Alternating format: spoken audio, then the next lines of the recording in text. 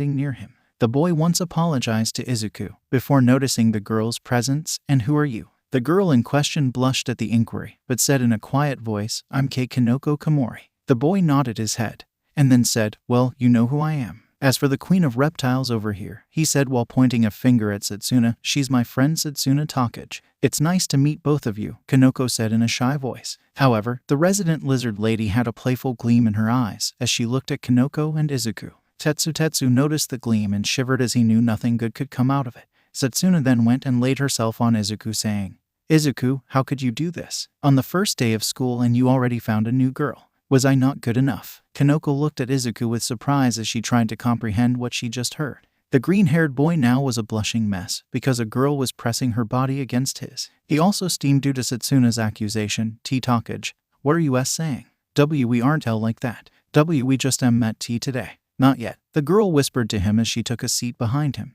Tetsu then sat in front of him and whispered to him, don't worry, you'll eventually get used to it. I sure did. Thanks, Tetsu just call me Tetsu. My name's kind of a mouthful. Yeah, right, so are you guys a couple or not? Kanoko asked, not understanding the situation anymore. Izuku blushed heavily as he waved his arms back and forth. What? No. He was then interrupted by the class door opening and revealing a very huge man entering the room. The man had a very muscular build to him. He wore a red suit with a gauntlet that had a tube connected to his back. He also had a small scar on his face. He had white hair and sharp teeth. Izuku recognized him on the spot. He was the blood hero, Vlad King. He wasn't particularly a famous hero, but he was a hero nonetheless. Izuku bounced excitedly in his chair as the pro stood in front of his desk and introduced himself. Hello, class, my name is Sekijiro-kan, better known as the blood hero, Vlad King. From now on, I'll be your homeroom teacher, so I'll be addressed as Kan-sensei. Are there any questions? No, Kan-sensei. The entire class said. Good. Now I expect that our relationship for the next 3 years will be built on respect.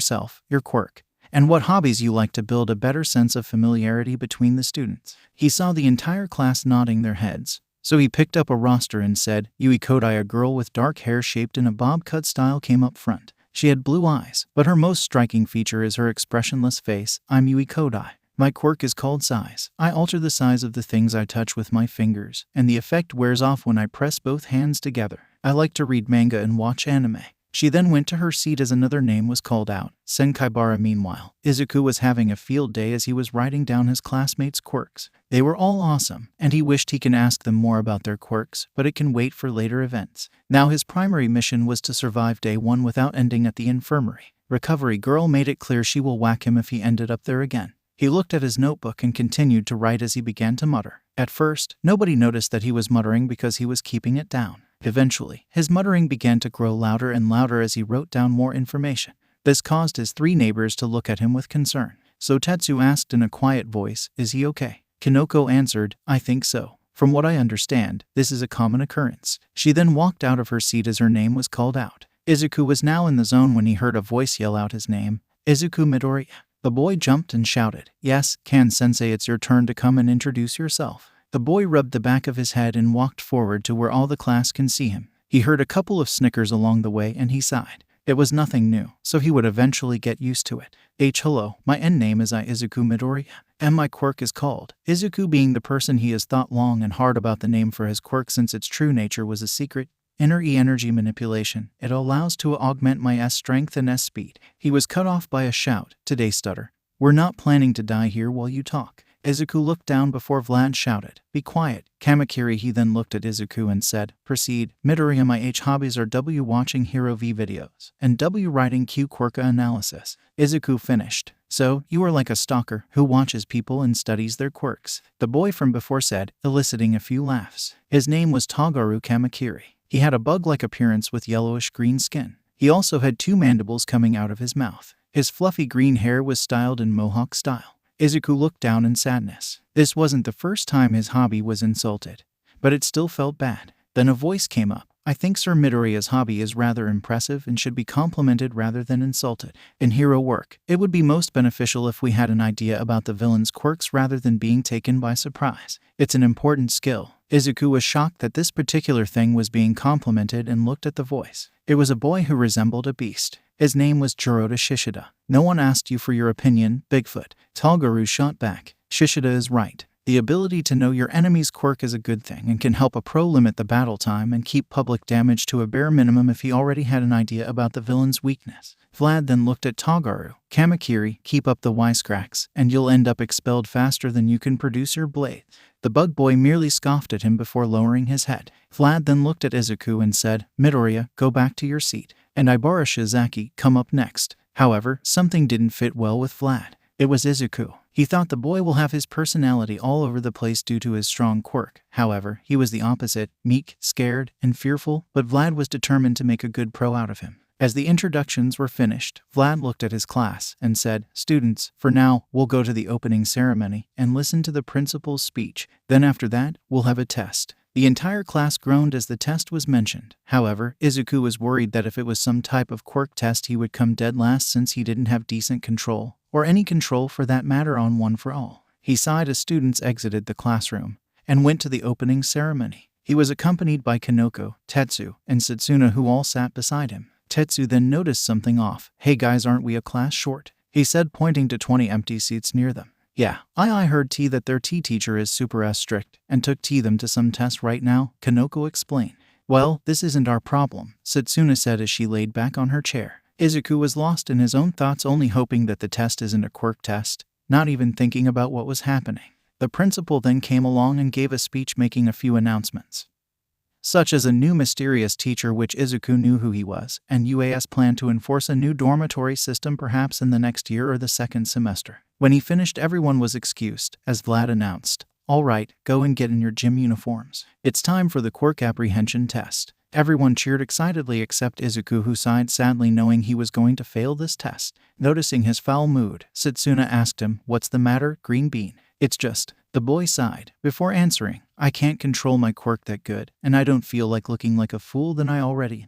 "You know this school's role is to help us control our quirks, right?" the girl told him in an all-knowing way. The boy laughed, before replying, "I know, but it's just, how can I be like All Might if I can't control my quirk?" "That's the thing, you aren't All Might. Geez, Green Bean, you're on your first day. And you already want to be number one, 𝗔𝗂𝘁𝗵𝗲." The poor boy quickly shook his hands trying to defend himself. "No, that's not what I..." The girl snickered at him. "I know, Green Bean, just relax. My point is just don't try to reach the impossible on the first day. We're here to make mistakes, so we don't do them out on the field. So just take it easy." She then lifted her fist and said, "Fist bump." The boy's face flushed as he fist bumped her and then went to change his clothes. In the locker room, everyone was changing to their gym uniforms when Tetsu yelled, startling Izuku, "Dude, where did you get all these scars? That's so manly." Izuku, who was used to working shirtless with no one seeing him, was afraid, so he quickly answered, training. He didn't want them to know about his past, and that he was a quirk practice dummy, especially for Kaken. "Sir Midoriya, I must admit to push yourself to such lengths to strengthen your quirk. Gaining these scars along the way must have been painful." "I," the Beast Boy said while raising his hand, "respect you for such a strong will.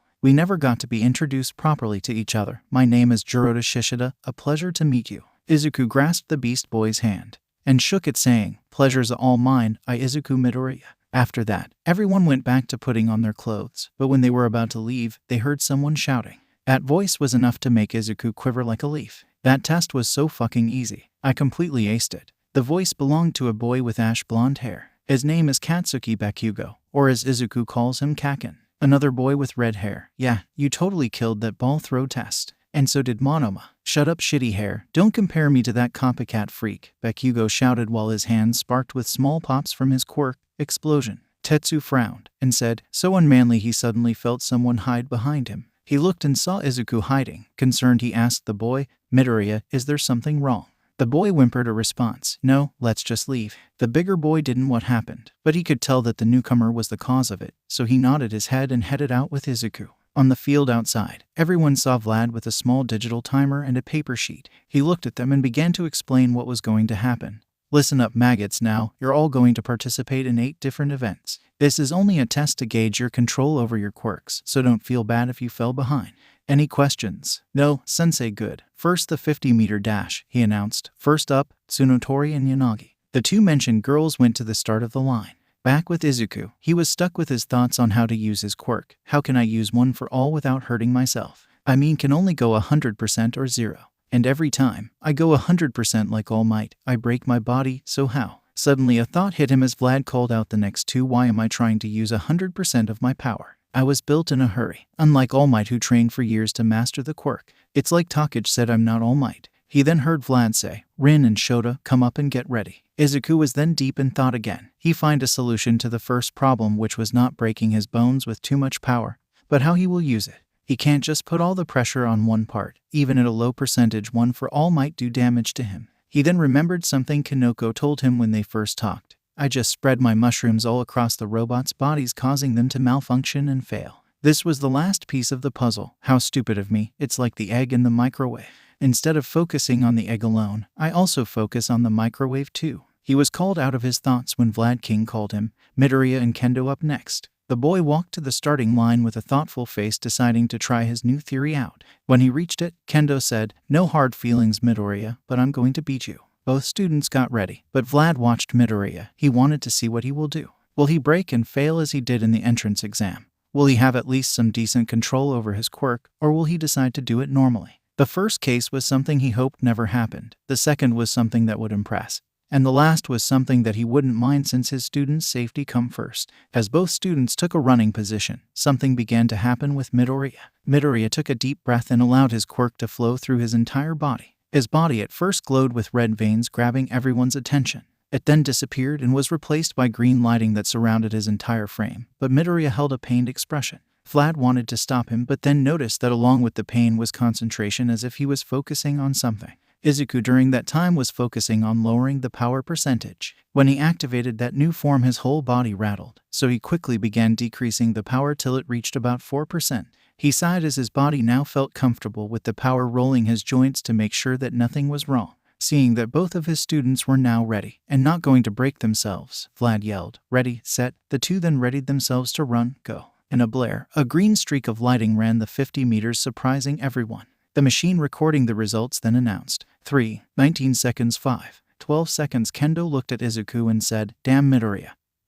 Who knew for such a shy guy you had such speed?" Izuku laughed awkwardly before saying, "Why, you were good too." Vlad then came up to them and said, "Move it, you two. We still have things to do." The two apologized and quickly went to the rest of the class. However, unknown to them, Vlad was happy Izuku Midoriya, whom Eraserhead, his colleague, deemed with no potential whatsoever, proved him wrong. "In your face, Eraser. I told you he only needs time to control it," Vlad said to himself. Now then came the grip strength test. Most of the people did average on it, except for Shishida, who went beast mode, lifting about 500 kilos, and Kendo, who enlarged her fist to try and crunch the machine, only for her to get 320 kilos. Finally, it was Izuku's turn. He swallowed heavily since he wanted at least a decent score with this one, since his quirk is strength augmentation in the first place. He felt it would be kinda lame if he didn't at least get in the hundreds. So he then activated his quirk, allowing it to flow through his body as he grabbed the lever and pulled on it with all his strength at 4%.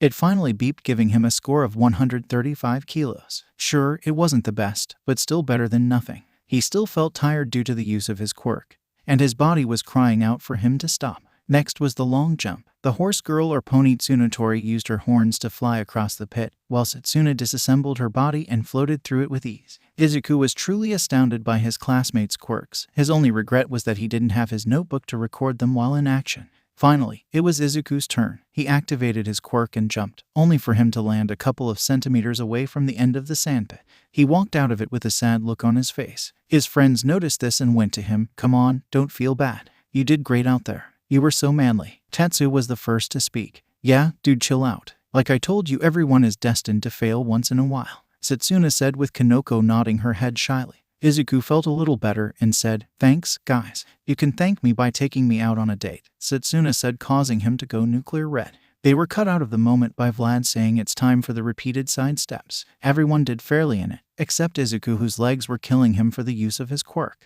It was actually Kanoko who shined this time, as she used her quirk to create bouncy mushrooms to give her a perfect score. Then the time came for push-ups and pull-ups, to which Izuku was in the top 3, not even needing to activate his quirk. All Might's training really put him through the ringer, so this wasn't too much. And now came the ball throw. Izuku watched as Kendo enlarged her fist to throw the ball to a good 500 meters. Shizaki used her hair to tie around the ball to fling it far away, while Setsuna simply detached hers and floated till it wasn't in sight anymore. Then his turn came. He walked up to the circle, activated his quirk, and was about to throw the ball when he felt someone hold his hand. He looked up to see his teacher stopping him. The man looked him in the eye and said, "Midoriya, in this one I want you to go all out." "But, sir," he was cut off by Vlad, who said, "I know you break your bones when you go all out, but that isn't an excuse. Tell me, what will you do if you had a villain who needs you to go all out? Will you punch him and then break and need to be rescued yourself?" "What? Of course not." "Well, that's what I see currently. Listen, Midoriya, I'm not saying this to discourage you or anything, but sometimes in real-life cases, you have to go all out." He then patted the boy's back and said, "Prove me wrong. Prove to me that you can go all out and still be able to fight." Back at the sides, the students were wondering what was happening with Midoriya and their teacher. "So what go on?" Pony asked in broken Japanese, since she was an exchange student.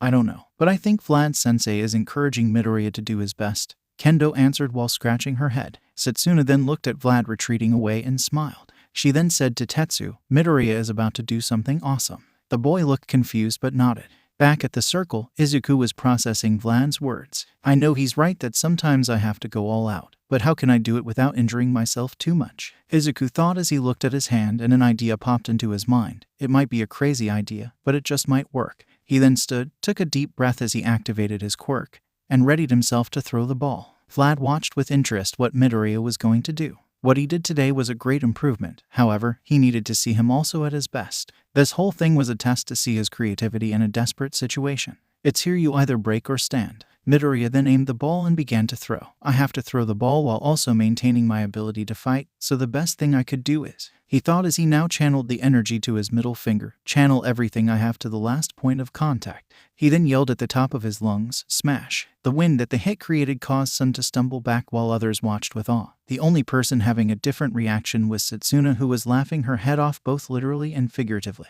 Vlad looked at the dust cloud, which formed around Izuku, with a proud look as it cleared. It revealed Izuku holding his middle finger, which was bruised and definitely broken, as he told his teacher, "Sensei, you see this? I went all out and I can still fight." Around the corner of the field, All Might poked his head as he looked at his successor and asked himself one question: what the heck, young Midoriya? When did you become so cool? "Sensei, you see this? I went all out and I'm still able to fight," Izuku exclaimed, as he lifted his fist with his middle finger definitely broken and clutched it. His face was stretched into a smile with tears threatening to fall, but he didn't show any pain, which was most likely due to the adrenaline rush. Vlad nodded his head in approval as he said with a smirk, "Midoriya, 705. 3 meters. He then walked over to the boy and said, "Midoriya, do you think you can still continue, or do you need to go to Recovery Girl's office?" The boy looked at his finger. It was broken, bruised, and most importantly an unhealthy shade of purple. Against his better judgment, Izuku said, "I think I can still go." Vlad gave him a skeptical look but nodded. "All right then, next up, 𝗕𝗁𝗄𝗏." But when Izuku left, Vlad added, "I can't wait for the sports festival to rub this in Eraser's face." Midoriya returned to his class as the boy who was called passed by him with a scowl. He could tell why the boy was upset, because his quirk, which allowed him to merge with black-colored objects, didn't do him any good here. The boy stood there for a moment trying to control the pain that just caught up with him when he was overwhelmed by his classmates asking him many questions. Tetsu first jumped at him and said, "Man, that was so manly. You threw the ball so far away. How strong are you?" The boy blushed at what he perceived as a compliment. Setsuna then came up and said, "Dude, that was so awesome. You totally killed it." She then hugged him on purpose, knowing she will get a hilarious reaction out of him, and on cue the boy had steam coming out of his ears and nose. When the girl let go, he tried to regain his composure. When he felt a small tap on his shoulder, he turned and found Kanoko holding a small mushroom. She then said, "Eat this." He raised an eyebrow, remembering how he got his quirk. The memory alone caused shivers to run down his spine. She then added, "It's a painkiller mushroom. I can see that you're in pain, and this one will numb the pain for a bit." The boy smiled at the girl and said, "Thanks, Komori." The girl blushed and said, "You're welcome." On the side, a certain orange-haired girl was watching the boy with great interest. He had such huge power, and it made her wonder in a match between them who would win, his strength or her skills. She also had a couple of questions she needed to ask him right now. "Midoriya, can I ask you a question?" The boy looked confused at Itsuka and nodded his head. "Sure, what do you want to know?"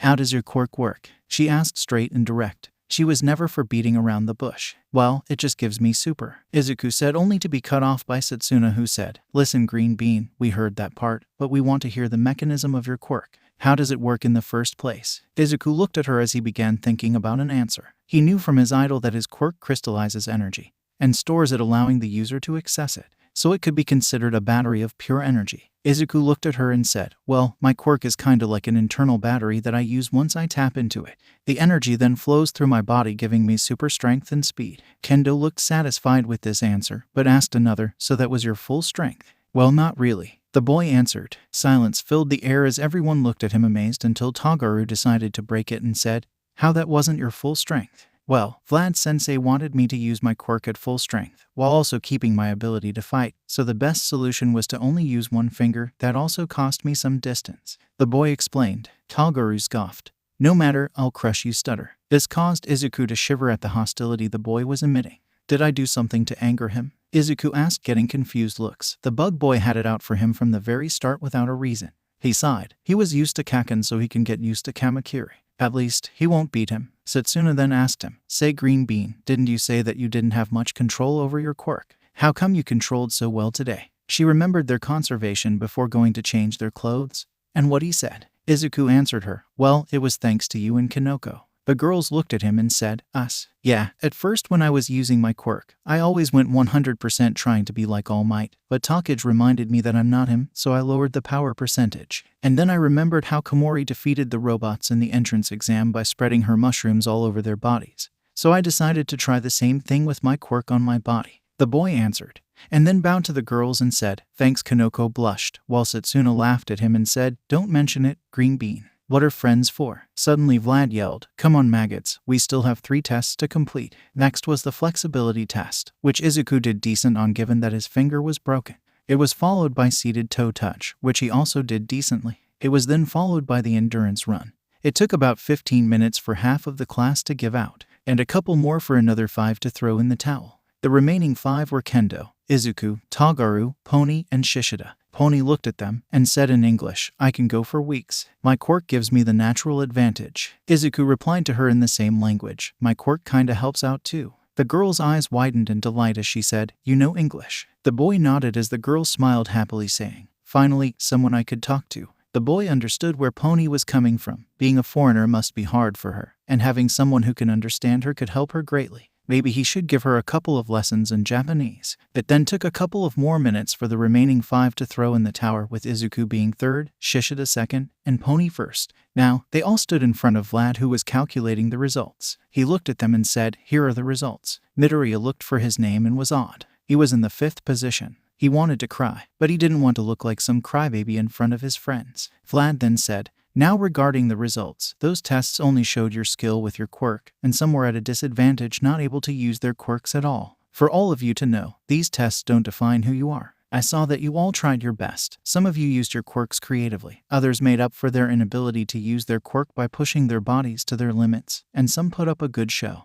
Now for those on the top, don't get too comfortable with yourselves. Always work hard. Those in the bottom, don't feel bad. We'll work from the bottom up." He noticed that there was no other reason to keep them, so he said, "All right, go to class and get your syllabus." He then turned to Midoriya and said, "Midoriya, go to Recovery Girl's office. Here's a slip." The man handed him a small piece of paper. The boy then went away, as others cleared the training ground. Back in the classroom, everyone began packing their bags, and groups formed with each other except a certain bug boy who just sulked alone in the corner of the classroom. Setsuna sat with Tetsu, Itsuka, and Kanoko as they waited for Izuku. She looked at her watch and sighed. "What is taking the green bean so much? It's only a finger." "It all looked really bad to you though," Kanoko interjected. She remembered how bruised his finger was, and it scared her to no end. She could only imagine what kind of pain her friend must have felt. But she couldn't say she wasn't happy, since according to him, now, he had decent control over his quirk, so he won't get hurt anymore unless he decided to go all out, which she really hoped he didn't. Kendo then stated, "But still, to have your bones broken,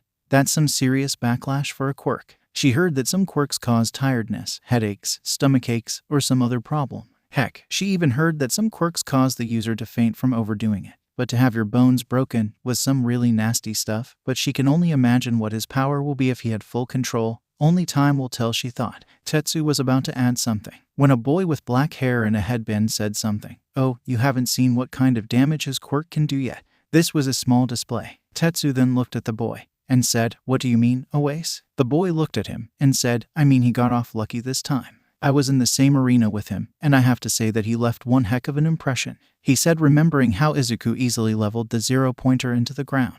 A voice spoke up. "Can we stop talking about the lame-ass stutter like he's freaking all might?" Toguro said, clearly annoyed with the subject the class was talking about. Setsuna, who had enough of his attitude, walked up to him saying, "Hey dude, what's your deal with Midoriya?" The moment he spoke, you began picking on him. She was truly angry that the bug boy showed such hostility towards her friend. She never liked bullies, and she wasn't going to let one get his way. If she didn't know any better, she would say that Toguro was here just to fight, not become a hero. The boy pushed her aside and said, "Keep your opinion to yourself, lizard wretch. You don't see me snooping around your personal business." He then walked away from her toward the door. Setsuna couldn't believe what she heard. Did he just call her a wretch? It just got personal. She looked at him and said, "Come back here." She lunged forward only to be intercepted by Tetsu, who held her back, saying what Toguro did wasn't manly. "Wanna come at me, wretch?" Toguro said as he brandished 2 blades from his wrists. Jirota then stepped forward and said, Now please, let's calm ourselves down. We're going to be classmates for the next 3 years.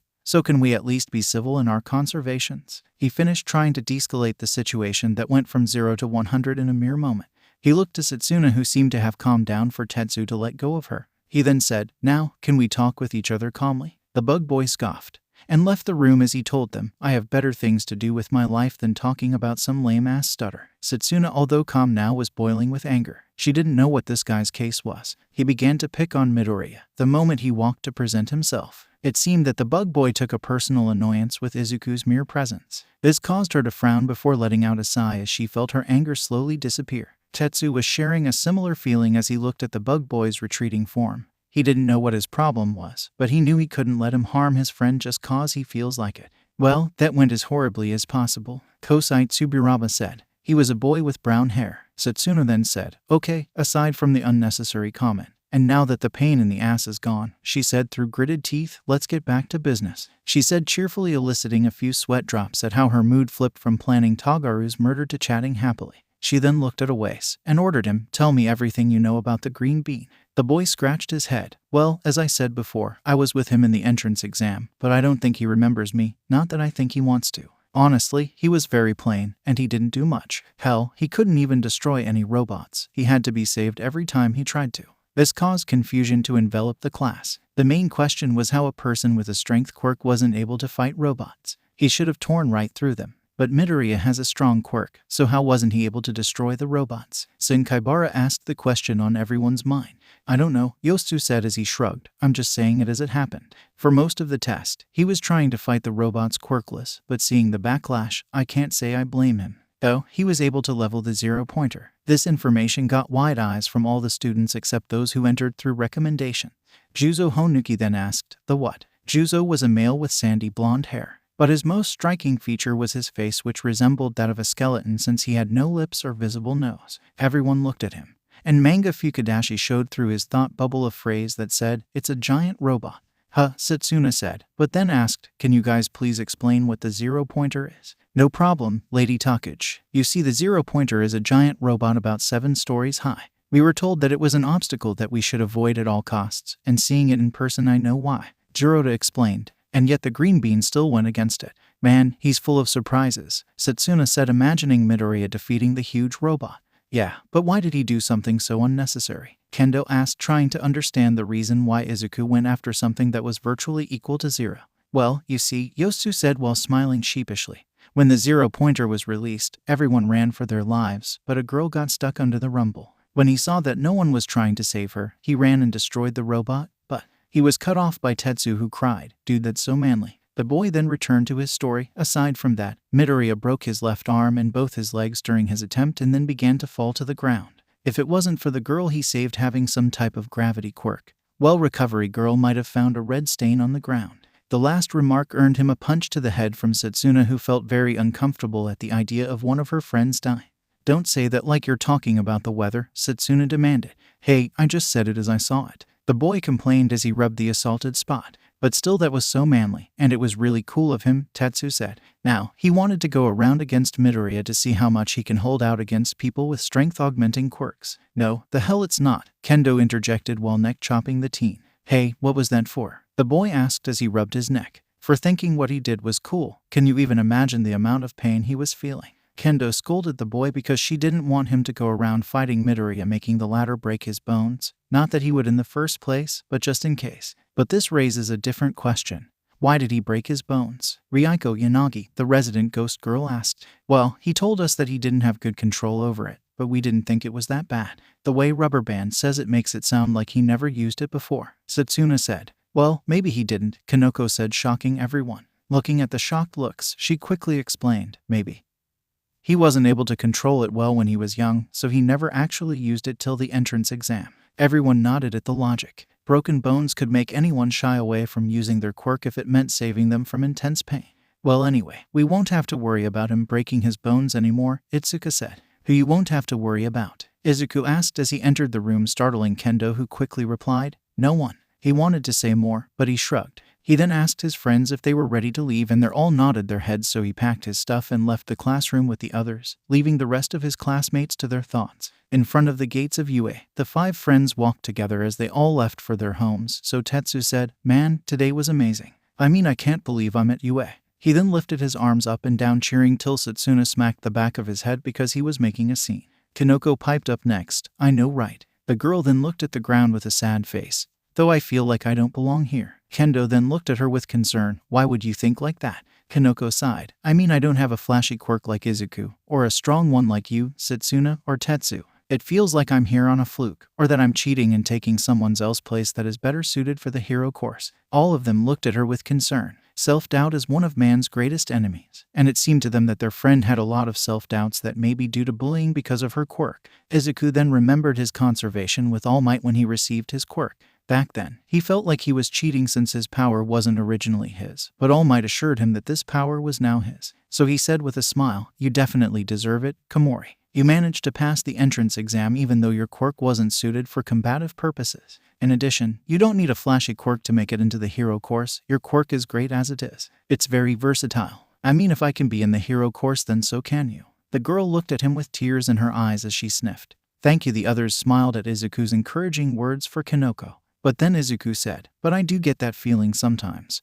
But I never let it hold me down because I have expectations to live up to." This quirked Setsuna's interest, so she inquired, "What do you mean, string bean?" "I mean, for most of my life no one ever believed in my dream of becoming a hero. But one day someone did. I just hope that I live up to his expectations," he finished as he looked into the distance with a thoughtful look. All of his friends looked at him with awe and newfound respect, but at the same time with worry, seeing how much he carried on his shoulders. Tetsu first spoke as he wiped some tears. "Man, Midoriya, you're so manly. That's so awesome of you to carry such a responsibility." He saw the passion that Izuku's words held when he spoke about his dream. It was truly inspiring. "Wow, Midoriya." Kendo looked at the boy with newfound respect. She understood his words, and where he was coming from. Like him, no one truly believed in her dream of becoming a hero. They always said that her quirk wasn't useful, and always put her down. Only her parents believed in her dreams. Her father trained her in martial arts and helped her find her own style of fighting. That's really inspiring. Kaneko looked down to the ground as she thought about Midoriya's words. She always wanted to be a hero. She had a good life, but from the looks of it and how Midoriya spoke, it seems he didn't, or at least had it rough from the get-go. She was filled with a new determination to follow her dreams. "Wow, that's so cool." Setsuna couldn't help but feel that Midoriya might be the purest person she ever met, and he deserves the title of hero more than anyone.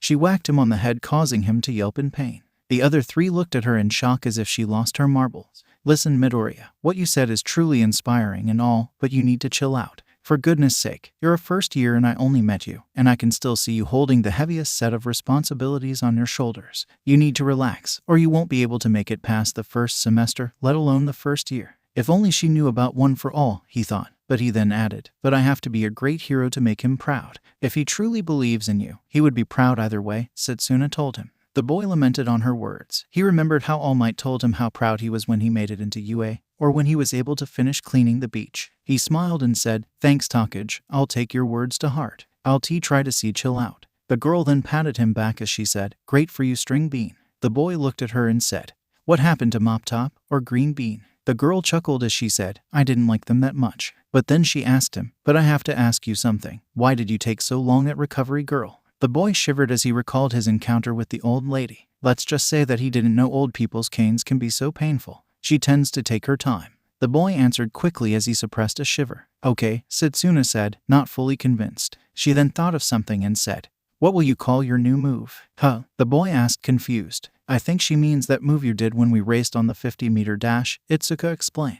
The boy scratched his head as he confessed, "I don't think I have one." "Then let's find one for it." Tetsu screamed in excitement, making both Izuku and Kaneko feel startled and jump back. A quick smack to the head and an apology followed that.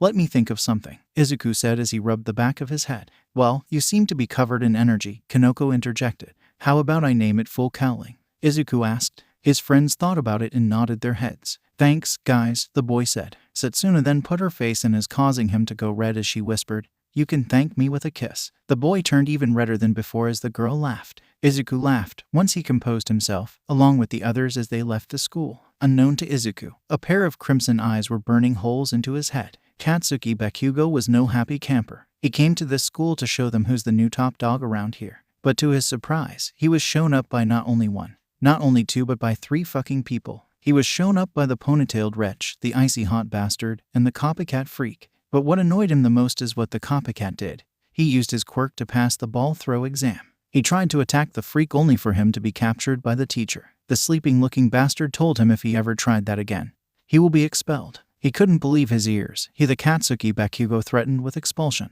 He wanted to blow the teacher up, but he swallowed it. But still, something else was annoying him more than what the copycat freak did. He actually couldn't pinpoint it. It was like pain that he couldn't get rid of. It was like a thorn in his side that can't get out. This reminded him of the only thing that ever gave him this feeling, or rather the only person. Deku, he thought with anger, but he knew the nerd won't come here. He made it crystal clear that if he ever did, he will kill him. but he couldn't shake that feeling that accompanied the boy. It only increased when he arrived at the changing rooms after the exam. It was only a moment, but he actually saw a patch of green hair go out of the room with a sliver-haired boy. He wanted to attack him but held himself back since that damn nerd isn't the only person alive with green hair. He was so deep in thought he didn't notice a girl walk up to him. "Hey Bakugo, what are thinking about?" The boy's instincts kicked in as he turned and was about to blow her up only for him to stop as he saw the source of the voice. "Round face, never creep on me like that again." The girl then puffed her cheeks as she said, "Well, if I didn't do that, you might have slept at school," she said as she turned to walk away, but stopped saying, "And my name is 𝗧𝗵𝗲 𝗔𝗂𝘁𝗵𝗲." The boy scoffed as he said, "Whatever, round face." She then walked out to the blue-haired boy who was waiting for her. Bakugo called him a knockoff Sonic due to his quirk being related to speed, but he will settle for 4 eyes cause it isn't a mouthful like the last one. He walked out of the classroom only to be greeted by Shitty Hair smiling like a moron at him. He sighed as he walked away from him. "What do you want, Shitty Hair?" The boy looked offended as he said, "First, our hair is practically the same, and second, my name is 𝗓𝗫𝗓𝗄𝐴." The boy then stopped a little. He then yelled, "I want to walk with you cause you're so manly." Bakugo rolled his eyes as he yelled at the boy, "Leave me the fuck alone."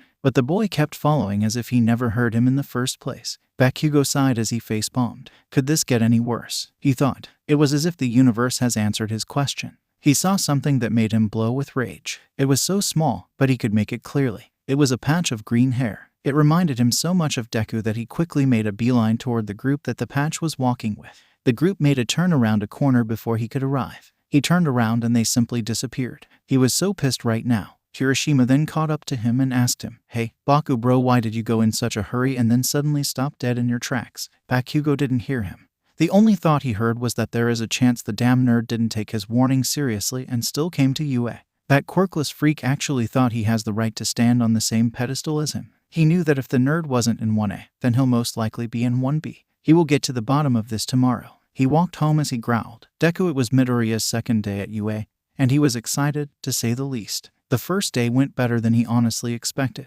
He made new friends, gained at least some idea on how to control his quirk without breaking his bones, and most importantly, he didn't get beat up. It may seem sad, but that was Izuku's normal routine before UA. He walked up to the gates and took a step forward, but he didn't fall. He chuckled a little as he thought that he would fall to the ground again. He was so distracted that he actually managed to bump into someone. Izuku looked at the person he bumped into and felt a shiver run down his spine. It was the scary boy from the entrance exam.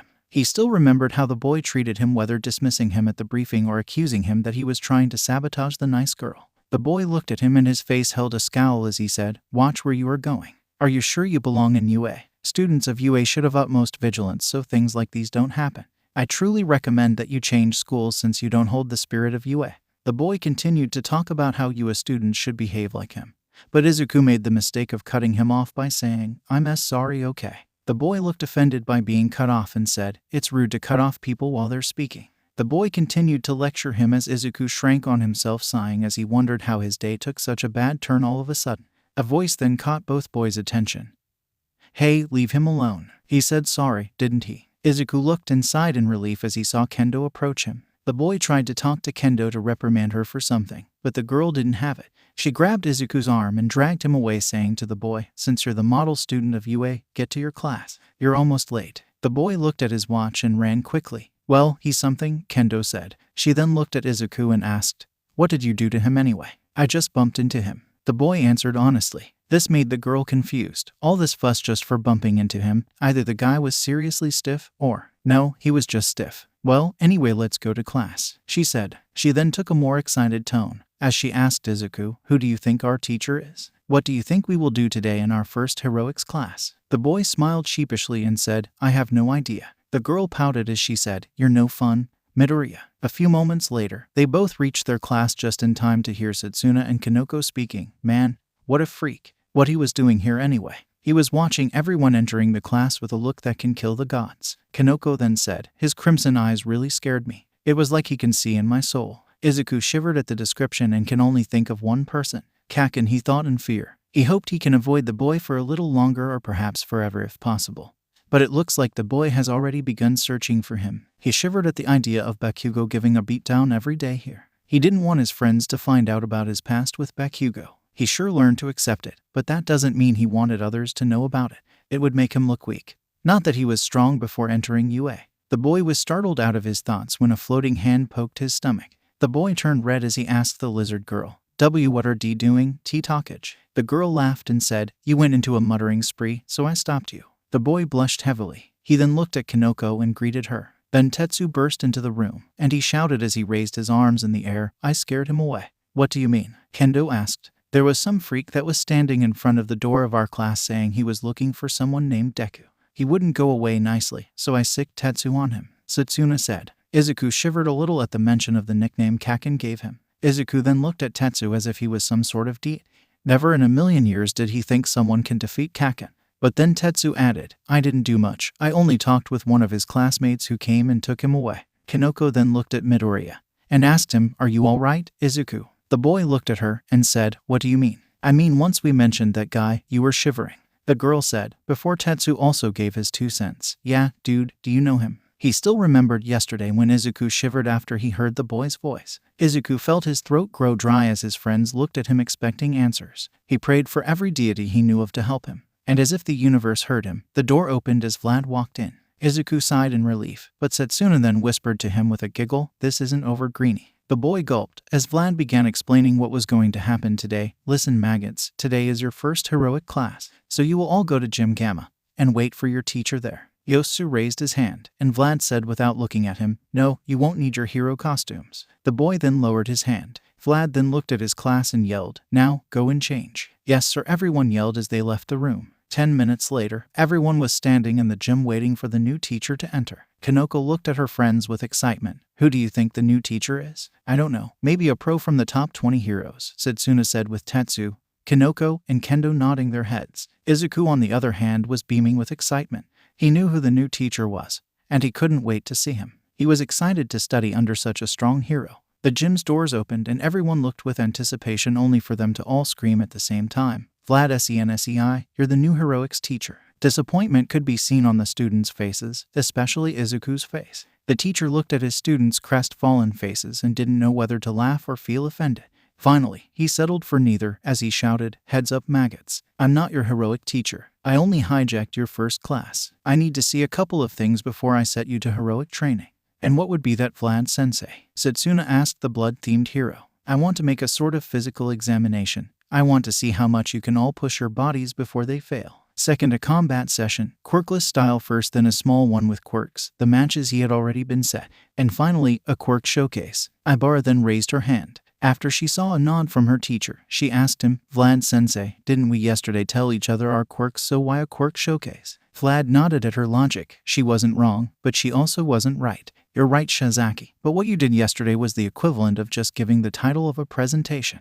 I want you all during the quirk showcase to give as many details as possible about your quirk. This will help you later on when you're partnered with each. It will make you work smoothly as a team." He stopped and then asked, "Does that answer your question?" The vine-haired girl nodded her head and then lowered her hand. But Vlad had another reason for the quirk showcase. Unknown to Izuku, Vlad heard his mumbling the day before when the students presented themselves and their quirks. And when the boy said he does quirk analysis, he came up with this thing to test the boy's abilities. It was killing 2 birds with 1 stone. He then said, "All right, everyone, drop and start doing push-ups till your hands give out." The students looked at him as if he joking, before he yelled, "What are you waiting for? The last one to start will have to do my paperwork after school," not wanting that fate to befall them. Everyone dropped to the ground, and all the students did their best. The first to throw the towel was Manga, followed closely by Kinoko, and so on till there were only Kendo, Tetsu, Tagaru, and Izuku doing them. The green-haired boy looked at the others, and they seemed that they were not going to stop anytime soon.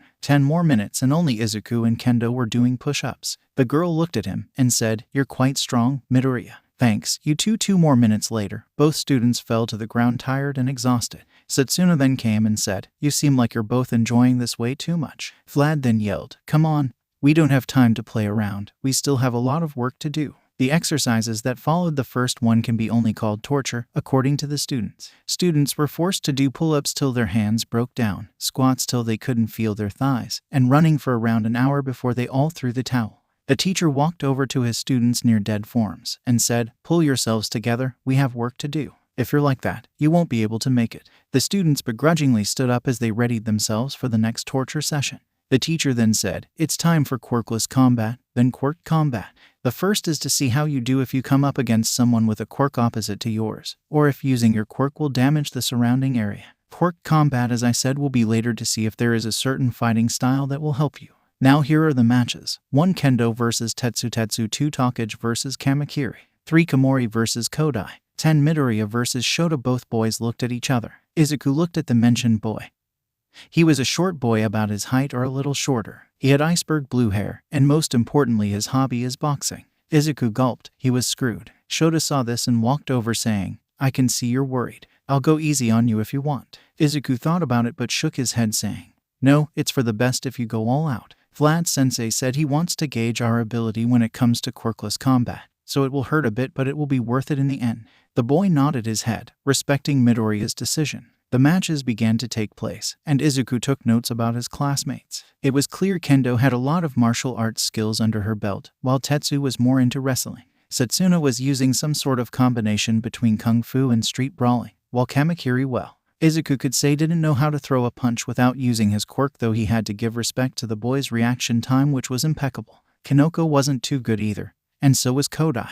Then it was him against Shota. The fight was long. Although Midoriya didn't know how to throw a punch, he knew how to avoid one. 5 minutes into the fight and Shota was able to land a hit, causing Midoriya to bend over, and he officially lost. "Okay everyone, stop and take 5 minutes to rest," the teacher yelled as he reviewed the results for later examination. Izuku sat depressed as he thought that without his quirk he was a sitting duck, and there were a lot of cases where he couldn't use his quirk. Kendo approached him with Setsuna. "What's up with you?" the green-haired girl asked. The boy answered, "I really did badly in quirkless combat. Without my quirk I can't fight." Kendo then asked, "Didn't you learn any type of self-defense classes during your childhood?" Izuku thought about it once in 2nd grade but then changed his mind. It was due to Kaken, who saw him going to a dojo and told him if he ever went there again he will break his legs. He said that the dojo shouldn't waste its time on a quirkless freak like him, so he lied, laughing a little. "My mom is a little bit overbearing. She thought I might get hurt if I went there." The girls looked at him with confusion because if what he was saying was true, then why was he here in the hero course? Being in the hero business is much more dangerous than a simple dojo. But they didn't push him and they knew he will eventually tell them the real reason. Then Vlad came into the gym saying, "All right maggots, the break is up. Time for quirk combat." The matches are pretty much the same with some pairs like Tetsu and Itsuka, while others changed widely like Kanoko and Yui, or Pony and Ibara, who with their quirks tried to find a way to beat each other. The latter trying to trap the horse girl while the former was running around trying to outmaneuver the vines and also find a blind spot to hit Ibara. But the most striking was 𝗵𝗵𝗃𝗃 and Izuku's change, both changing the dial from 0 to 100. The first using his blades to combat the lizard girl's quirk, which was the ability to split, putting him at a disadvantage, while the latter was using his superior speed to dodge and avoid Shota's fists so his quirk won't activate, which was double impact. If he hit a target he can increase the after effect of his hit many times over. After they were done, Vlad gave out some comments on how they could improve. He told some students that they were good and should continue working on both forms of combat. Others were given tips, such as Ibara, who was told to find a way to use her quirk without being an open target, or Izuku, who was told that he should use more than punches. Finally, it was time for the quirk showcase. Izuku was excited so much he was bouncing like a child. His friends came alongside him and saw his state and smiled. Tetsu was first to speak. "Hey Midoriya, bet you're excited?" "Huh, I am. It's just your quirks are so awesome. I can't wait to ask you questions about them," Izuku said with a big smile. His friend's sweat dropped, hoping that he didn't ask them questions that they themselves didn't know how to answer. "All right, everyone, let's begin." Vlad looked at his students. "Let's see, who wants to go up first?" No one raised their hands except Tetsu, who Vlad allowed to come first. "All right, as I told you before, my quirk name is Steel, which allows me to make my body into steel. But my quirk can get stronger if I eat metal, so that's why I always eat iron shavings to increase my durability." The whole crowd was silent, except Izuku, who raised his hand to ask a question. "Can I ask you a couple of questions?" "Sure, go ahead," the steel boy said. "Can you apply it on parts of your body, or does it always have to be on your entire body? You said you eat iron shavings to increase durability. Did you try to eat anything else? How does the steel appear? Does your body take the iron in your blood to make it like steel, or is it natural? Does your speed get affected by the steel coating, or not?" The boy looked at him gaping as he tried to comprehend the questions. Once he got a hold of them, he answered, "I never tried to do that. No, I don't eat other metals, but tell me after this what that would do." "Yeah, I think so, since if I use it for too long I get iron fatigue." "Yeah, I think so." Everyone looked at Izuku, who was writing furiously in his notebook. and one question could be heard: where did he get the notebook in the first place? The boy looked at Tetsu and explained, well, my theory is that if you eat metals other than iron, it may allow to change your metal form temporarily from steel to another form of metal. As for your speed, I suggest learning how to change from quirk form to your base form quickly. That way if you were on a mission you can switch forms easily, giving you both strength and speed. Tetsu was dumbfounded. Izuku just broke down his quirk and gave him ideas he didn't think of himself. He went back to the class thinking he should ask the boy for more tips if he had some. Vlad was impressed, to say the least. The boy had talent when it came to quirk analysis. Maybe he should ask him for some input. The class went on with Izuku usually asking questions about everyone's quirks. It was now Kamakiri's turn, and he walked up to the center and he said, look here at the next number 1 hero's quirk. My quirk is Blade and it gives me the ability to produce blades. He looked at Izuku, who was oddly quiet, and said, well, what are you waiting for? The boy looked at him confused, but asked, you want me to ask you about your quirk? The bug boy nodded as he said, don't go thinking far ahead. I still don't like you, but I won't throw free advice away. Okay, Izuku said warily. From where exactly can you make your blades? How long can they be? How durable are they? Can they be removed from your body? The bug boy thought a little before he answered, I can make them from everywhere. A couple of centimeters, I think. I can't cut rock and stone. They make them dull. I never tried that. Well, if you can emit them from everywhere, you should try and focus on fighting style oriented around your wrists and palms. Maybe take some swordsman lessons to sharpen your abilities. As for the rocks and stones, I think you should keep trying till they eventually become strong enough to tear through them. Tagaru looked at the boy before nodding his head. This was some good advice. Even he wasn't that arrogant to say it wasn't. Midoriya maybe is a stutter, but he still has an edge to him, the bug boy thought. Finally, it was Izuku's turn, who was the last person to speak. He walked and said, well, as I told you, my quirk is inner energy manipulation, which allows me to enhance my speed and strength. It kinda acts like a B battery unit, which I tap into it and use the stored energy inside it. There's really nothing much about it. Setsuna then raised her hand for a question. Once the boy nodded, she asked, hey Greenie, you asked about everyone's quirk, so it's fair I ask a question about yours. Where does the stored energy come from? Everyone looked and nodded after Izuku basically dissected the biology of Itsuka's quirk a while back. They wondered if he could dissect his. The boy remembered the cover story he made for this situation. It may reveal a part of his past that he actually was comfortable talking about, to some extent at least, but better than revealing one for all. Well, you see, most might think my quirk is an enhancement type, but it isn't. The class looked at him confused while Kendo asked, it isn't? No, not really. My quirk is a stockpile quirk, which means it needs to store energy. I have a theory as to where the energy comes from, but... He stopped till Vlad said, what are you waiting for? Tell us. The man stopped for a moment before adding, if you are comfortable sharing that with us. Well, you see, the energy needed to accumulate slowly over time, so at first I wasn't able to use it. No, scratch that. I didn't even know I have a quirk. I think when I trained my body enough, in addition to the former condition being met, I was able to activate it for the first time at the entrance exam. Everyone looked at him dumbfounded, till Tetsu said, so you're basically saying you were quirkless most of your life, till the entrance exam? Yeah, pretty much. Izuku said that in a nonchalant way that made his friends think, how could he be so calm about this? Wait, hold on, when did you actually activate your quirk? Setsuna asked. The boy smiled sheepishly and said, when I wrecked the 0-pointer, it was the first time I ever used it. So wait, you ran to that hulking thing without a quirk? Kendo asked, dumbfounded. Yeah, I mean, no one was saving the girl and that robot was going to run through her. I had to help her. I couldn't just run away like everyone else. Isn't a hero's job to rescue people? Izuku answered. Everyone went quiet at his reasoning. He was right, but that doesn't mean killing yourself. Vlad saw the tense atmosphere but also had answers to many questions he had. Why the boy broke his bones, why he had a meek personality, and many more. So deciding this had lasted long enough, he said, all right, that's enough for today. Everyone go to lunch now. Izuku walked to lunch with his friends as silence filled the air. When they sat, they noticed the boy continuing to walk and sit alone. Setsuna then walked up to him and asked, what are you doing? He looked at her surprised. Don't you hate me now? What? Why would I? Well, I told you I was quirkless, he said as he looked down. It didn't take a genius to know right here to know that Izuku was bullied during his childhood because of his said condition. Greenie, quirkless or not, that doesn't make you less of a human. Now come on, let's go eat with our friends, she told the boy as she walked with him to their table. His friends looked at him with worry. But Itsuku was the first to talk. Midoriya, did we do something to upset you? He was about to answer, but the lizard girl beat him to it. This knucklehead thought that we hate him because he told us that he was quirkless. The other three looked offended, but Kanoko spoke first. Izuku would never hate for something that isn't your fault. Yeah, quirkless or quirk doesn't change the fact that you are our friend. Izuku added.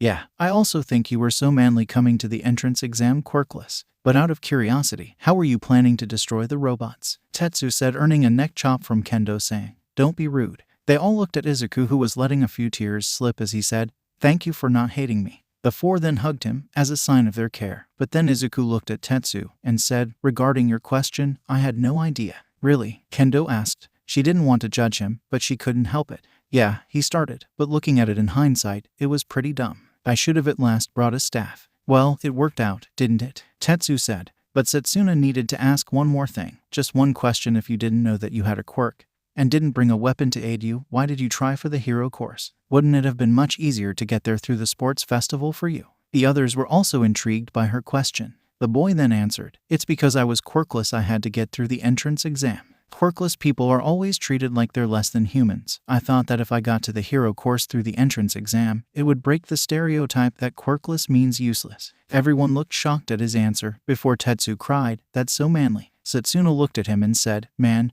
you're made of puppies. What's next? You volunteer at the orphanage? Or you're the one that cleaned the beach a while ago? Izuku laughed as he mentally said, You have no idea. The other four joined him in laughing as they then continued to eat their lunch. Unknown to the boy, someone spotted him. Across the hall, a certain blonde hair was angry as he snarled, Deku. After finishing the first hero class for the students of 1B, Vlad slowly walked to the teacher's lounge to cool his head off, while he contemplated the new information he just received about Izuku Midoriya, when he demanded the boy to be in his class. He thought he was going to deal with a boy whose ego is so inflated that it was the size of a huge mountain. He thought that the boy was so arrogant that he didn't even try to train his quirk, and his arrogance came back to bite him hard in the entrance exam. That was his worst option, but he honestly dealt with worse people than him because he could see that the boy's heart was in the right place when he saved the girl. The better option was that the boy had a hard time controlling his quirk, so that's why he didn't train it or had a good handle on it. He can sympathize with that given that his blood control was a tricky one. And no one ever thought he would be a hero, but he made it. It was hard nowadays to find a place to train your quirk except for government facilities, which cost a fortune.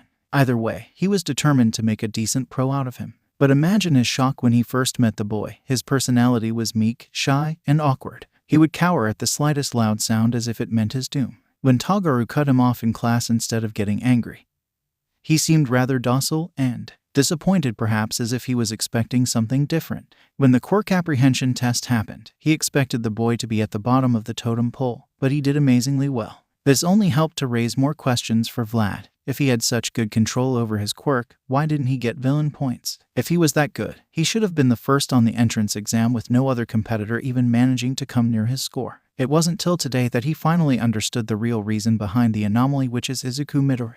It wasn't due to arrogance or due to lack of control. The real reason was that the boy didn't even know that he had a quirk in the first place. His student lived his entire life believing he was quirkless, only for it to manifest during the entrance exam in the most catastrophic of ways. But why during the entrance exam?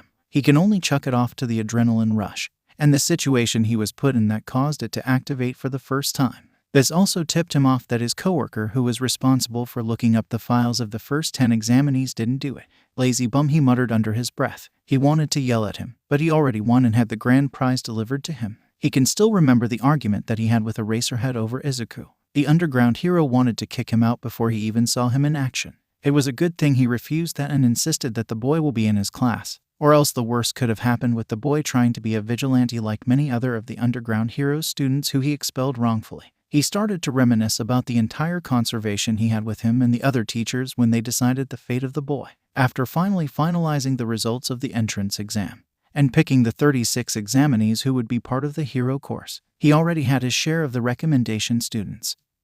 He took the girl with the splitting quirk and the boy with the softening one, while Eraser took the one with the dual ice and fire quirk and the girl with the creation quirk. First, Eraser chose to take the boy with the hardening quirk and the girl with the acid one, while Vlad chose the boy with the steel quirk and the boy with the blade quirk. Next, Eraser tried to snatch the girl with the hand enlargement quirk, but Vlad refused, saying that she would benefit from his class that mostly focused on technique rather than raw strength. The underground hero begrudgingly accepted it and snatched for himself the boy with the tail. Then came the boy with the quirk that allowed him to merge with black objects, which Vlad took much to Eraser's annoyance. The latter was mildly pleased when he took the invisible girl. The two homeroom teachers then divided two girls with quirks who had similar activation requirements, the gravity quirk for Eraser and the size quirk for Vlad.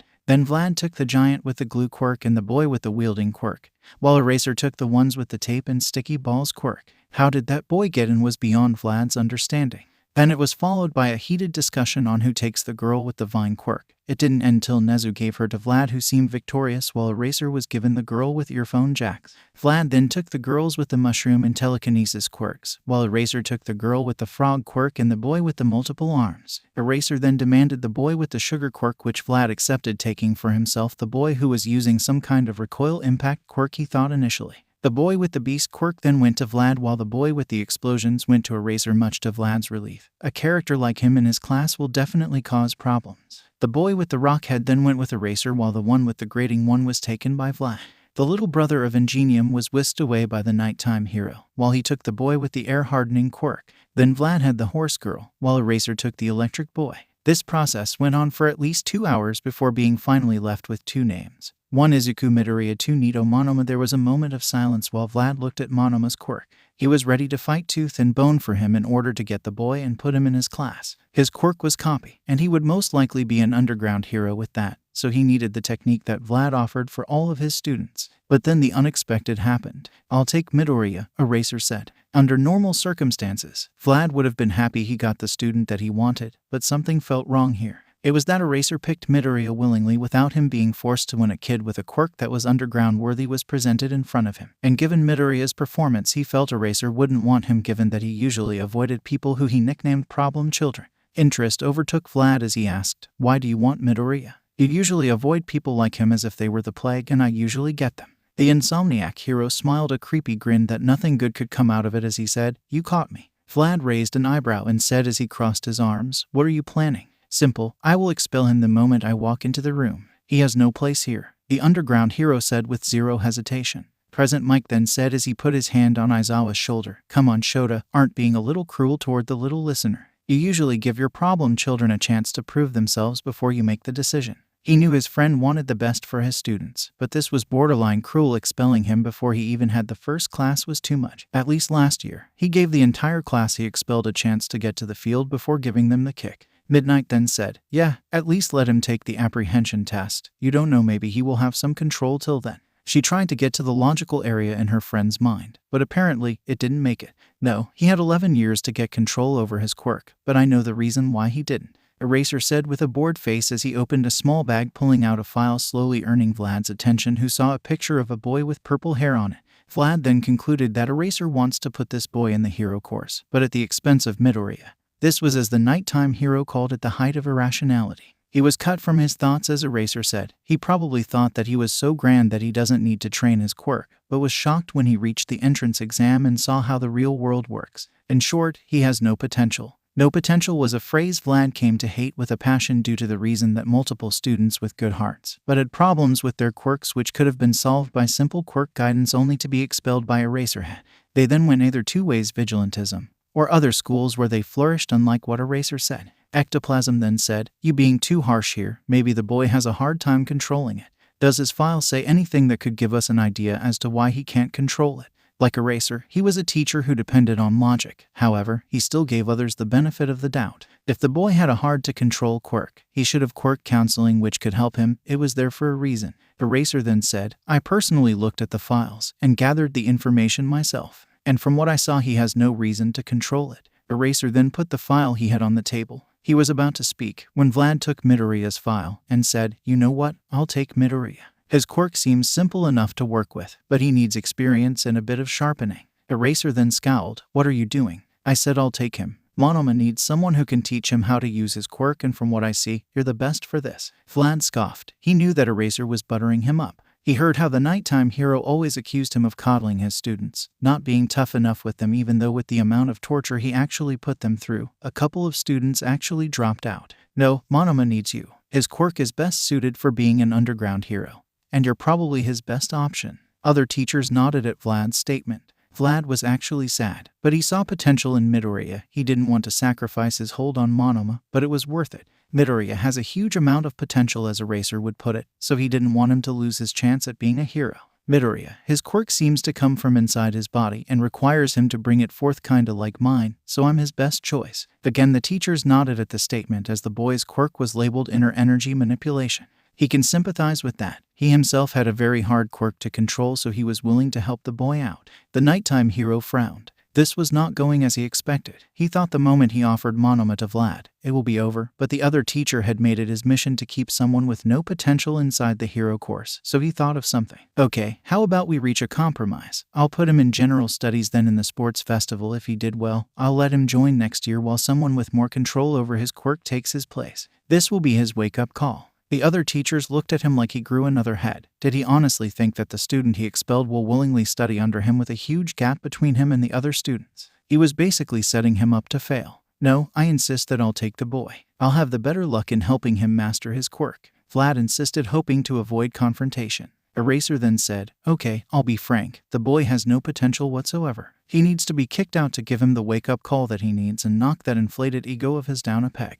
No matter the circumstances, he has to have control over his quirk over those 11 years. Vlad lost his cool for a moment as he yelled, just let me give him a chance. Everyone was shocked by his yell since he was known as one of the most level-headed teachers. The reason why he screamed was that he knew how hard some quirks are to control. His quirk was a prime example. His blood control was difficult. He was only thankful that his teacher didn't give up on him. If he had someone like Eraser, he would have been kicked out of the hero course. Eraser didn't react too kindly to this and activated his quirk, saying, don't raise your voice. The two then continued to bicker back and forth with the other teachers, trying to defuse it. It went on till the principal said, enough. Everyone looked at him. He was a small animal-like humanoid with white fur. Nezu then said, Vlad, are you sure that you can help the boy? Vlad, who calmed down, said, definitely. Nezu hummed and then said, all right, so be it.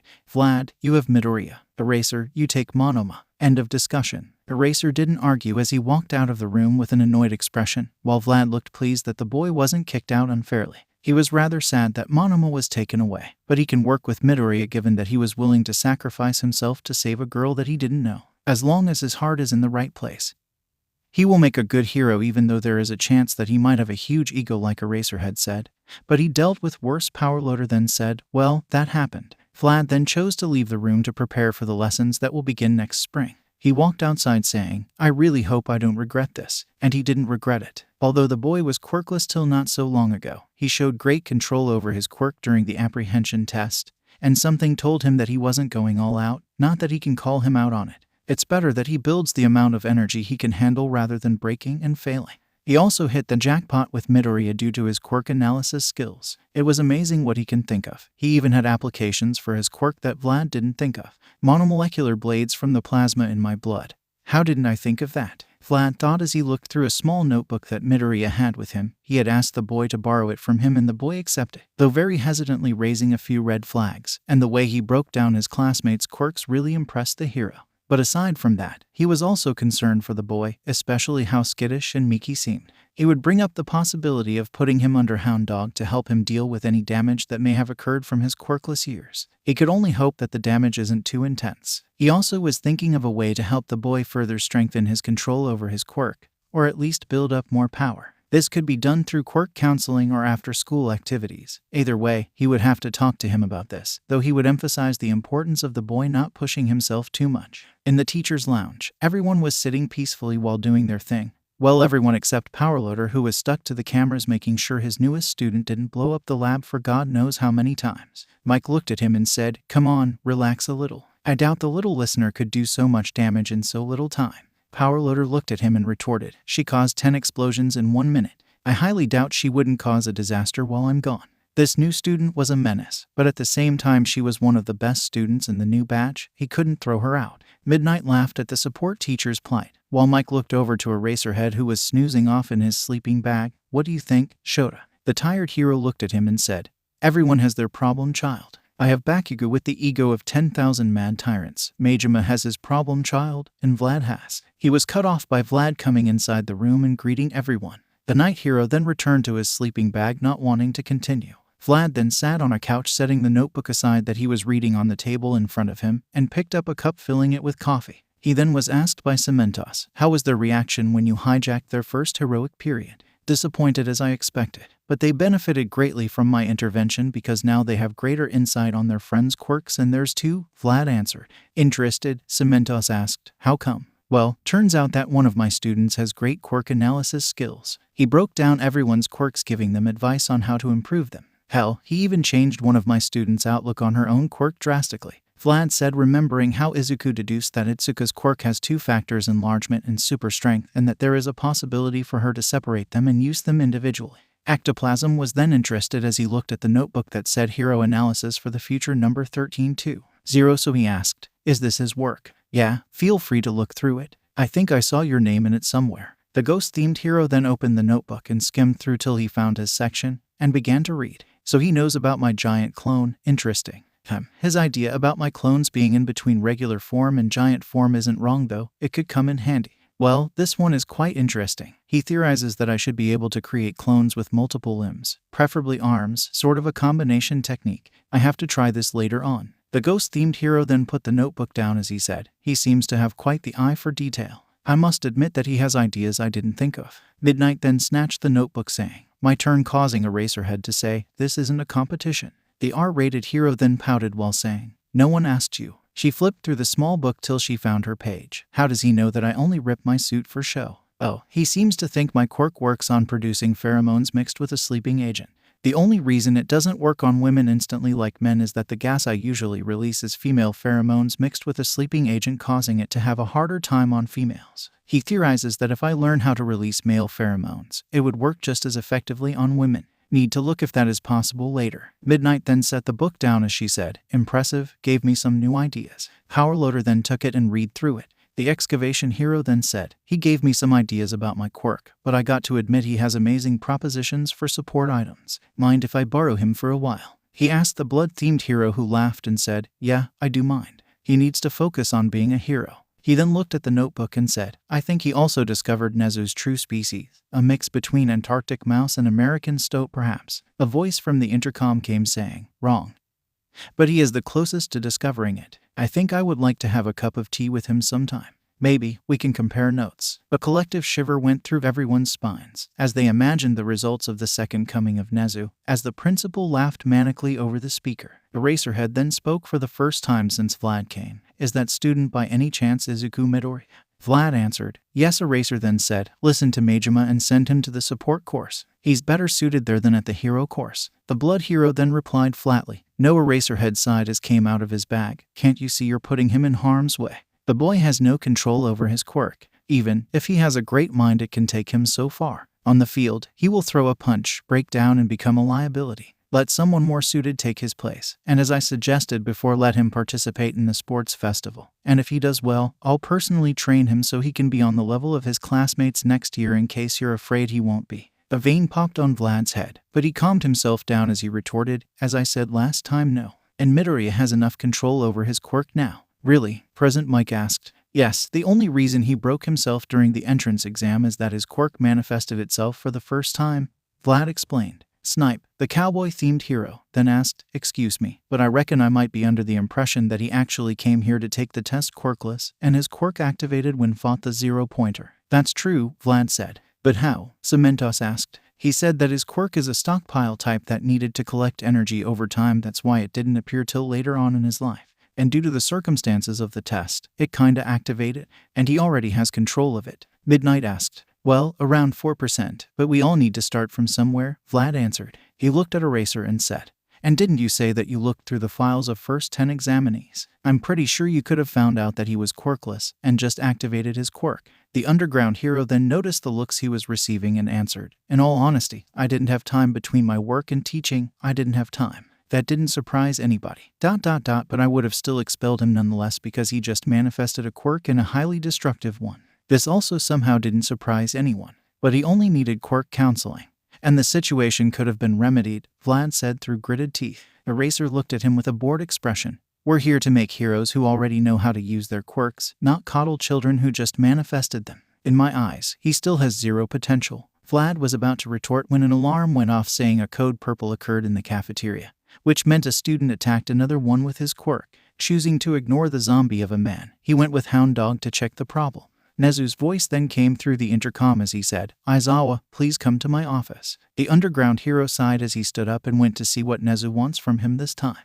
Earlier in the cafeteria, Izuku sat with his friends as they enjoyed their lunch. He really liked them. They made him feel loved and wanted. It was the first time in his life that he actually didn't feel that he needed to hide or that he was about to be knocked over for his lunch money. Setsuna was really fun, even though she would tease him every minute or so, but he knew she meant no harm. 𝗧𝗏 was, for the lack of a better term, excitable. The boy maybe was loud and brash, but he was nice. Izuku knew that the boy had a heart of gold under his skin. He actually found his obsession with all things manly kinda funny. Itsuka was a very nice person, and she seemed very knowledgeable about martial arts. Maybe he should ask her later for tips. She also had this big sister aura around her that radiated safety. Kanoko was, as he would put it, a female version of himself. He could tell that she was bullied due to her quirk. She was shy and meek like he was, but with time he was sure that they will both come out of it and become great heroes. But right now, he couldn't help but feel that he was being watched. He immediately pushed it to the back of his mind, thinking of it as nothing but his nerves from his old school. So Midoriya, tell me, do you have any idea on how to split the strength aspect and enlargement aspect of my quirk? Itsuka asked. She was really surprised when the boy basically dissected her quirk activation-wise and biologically regarding where the extra muscles came from, but she was thankful. This opened new doors for her.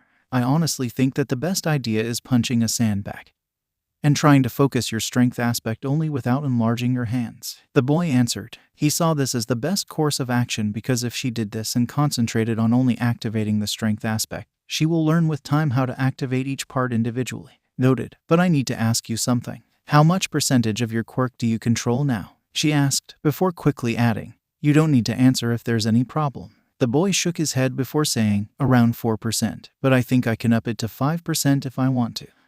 I should really invest in weights so I can increase the percentage since more muscle mass means more power that I can handle. The girl nodded at his reasoning. The boy went back to his lunch but noticed something in the distance, or rather someone. He noticed a pair of ivory horns with blonde hair standing confused in the cafeteria. The boy looked at his friends and said, should we be concerned about Pony? She seems kinda lost. Itsuka looked at her and said, yeah, we should probably get her. She is having a hard time learning Japanese. The boy then stood up and said, I'll be back. Setsuna then laughed and said, never say that in a horror movie or you'll die. The boy shook his head with a smile as he went to the girl to bring her to their table. He saw the girl trying to talk to people, but she was failing as everyone kept passing by her without paying attention to what she was saying.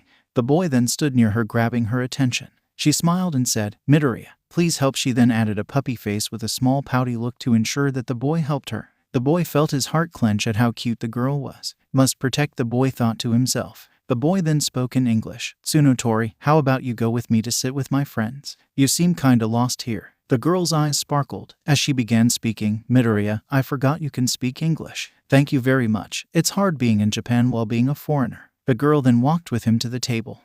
I understand it must be very confusing and hard to be here, but I hope you can get comfortable here soon enough. Thanks, Midoriya. That's nice of you to say. They finally reached the table and sat down. Pony then greeted the other occupants as Midoriya remembered something he needed to ask the horse girl. Tsunotori, I need to ask you something. The girl looked at him and said, ask away, Midoriya. Are you related to the American hero 𝗏𝗏?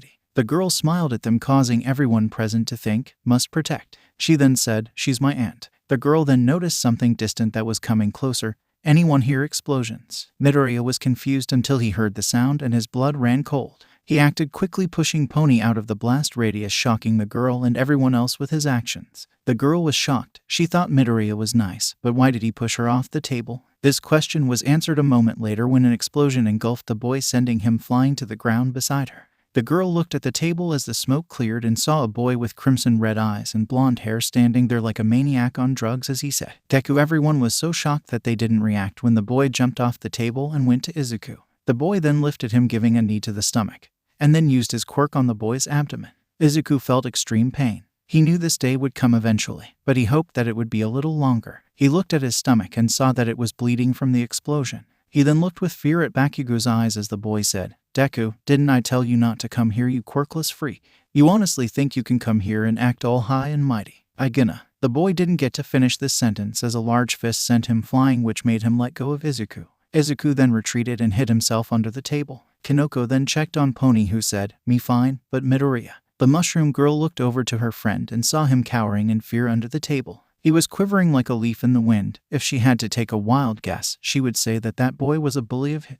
Katsuki then scowled as he snarled at Itsuka. What the fuck do you think you're doing, man? Hands. Roll over. This is between me and Deku. The orange-haired gritted her teeth as she said, who do you think you are, attacking my classmate like that? Move, this is between me and fucking Deku. The nerd needs to learn his place. Like hell that's happening, Setsuna said as she joined and stood beside Izuku. Tetsu then joined as he exclaimed, attacking someone who didn't do anything is really unmanly. Bakugo stood there a moment confused, as he said, and who are two shitty extras? A green wretch and 𝗕𝗓𝗏's cheap knockoff. Go get lost. Meanwhile, Kanoko went to Midoriya with a mushroom and said to him, Izuku, eat this mushroom, like last time it will lessen the pain. The boy did as he was told, but looked at his friends who were standing up to Bakugo. No, I can't bring them in my mess. Before he can do anything, two voices rang out. You ruffians, how dare you gang up on one of our classmates? The blue-haired boy who admonished Midoriya earlier said while chopping the air with his hand. The three who were standing up to Bakugo felt their veins pop, as the boy came out of nowhere and accused them of attacking Bakugo. They didn't get to think too much as someone else spoke this time.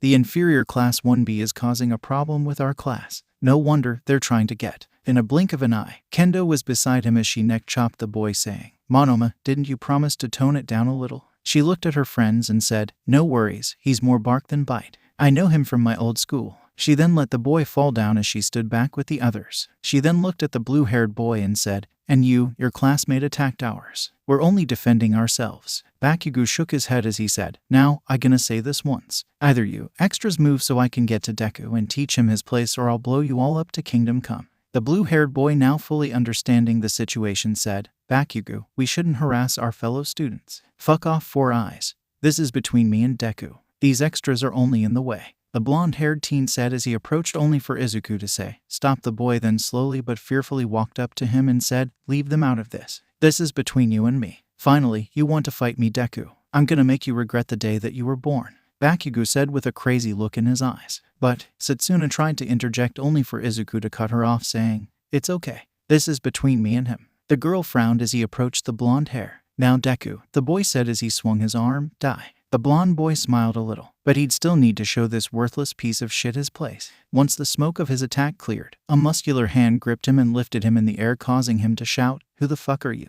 Be careful what you say because you're already on thin ice for attacking my students, Vlad said as he looked Katsuki straight in the eye. What? I was putting Deku in his place. Let go, I didn't do anything. This response didn't do anything except make Vlad angrier, so he simply neck-chopped the boy and then looked at his student who was on the ground with wide eyes. Midoriya, are you all right? Vlad asked the stunned student. Yeah, I think so. The boy answered quietly and winced from the pain in his abdomen. The large man sighed and said as he pulled a paper slip, here's a slip for recovery, girl. Let Hound Dog take you. He then looked at the others and said, you can go with him as well, but make sure you all arrive to class on time. Vlad then took Bakugo to the principal's office. Hound Dog, who was there, looked at the other Wanna students and said, where are they part of this? Kendo then answered, no sir, good, let's move then. The teacher ordered. On the way to the infirmary, Izuku and his friends walked together with Hound Dog.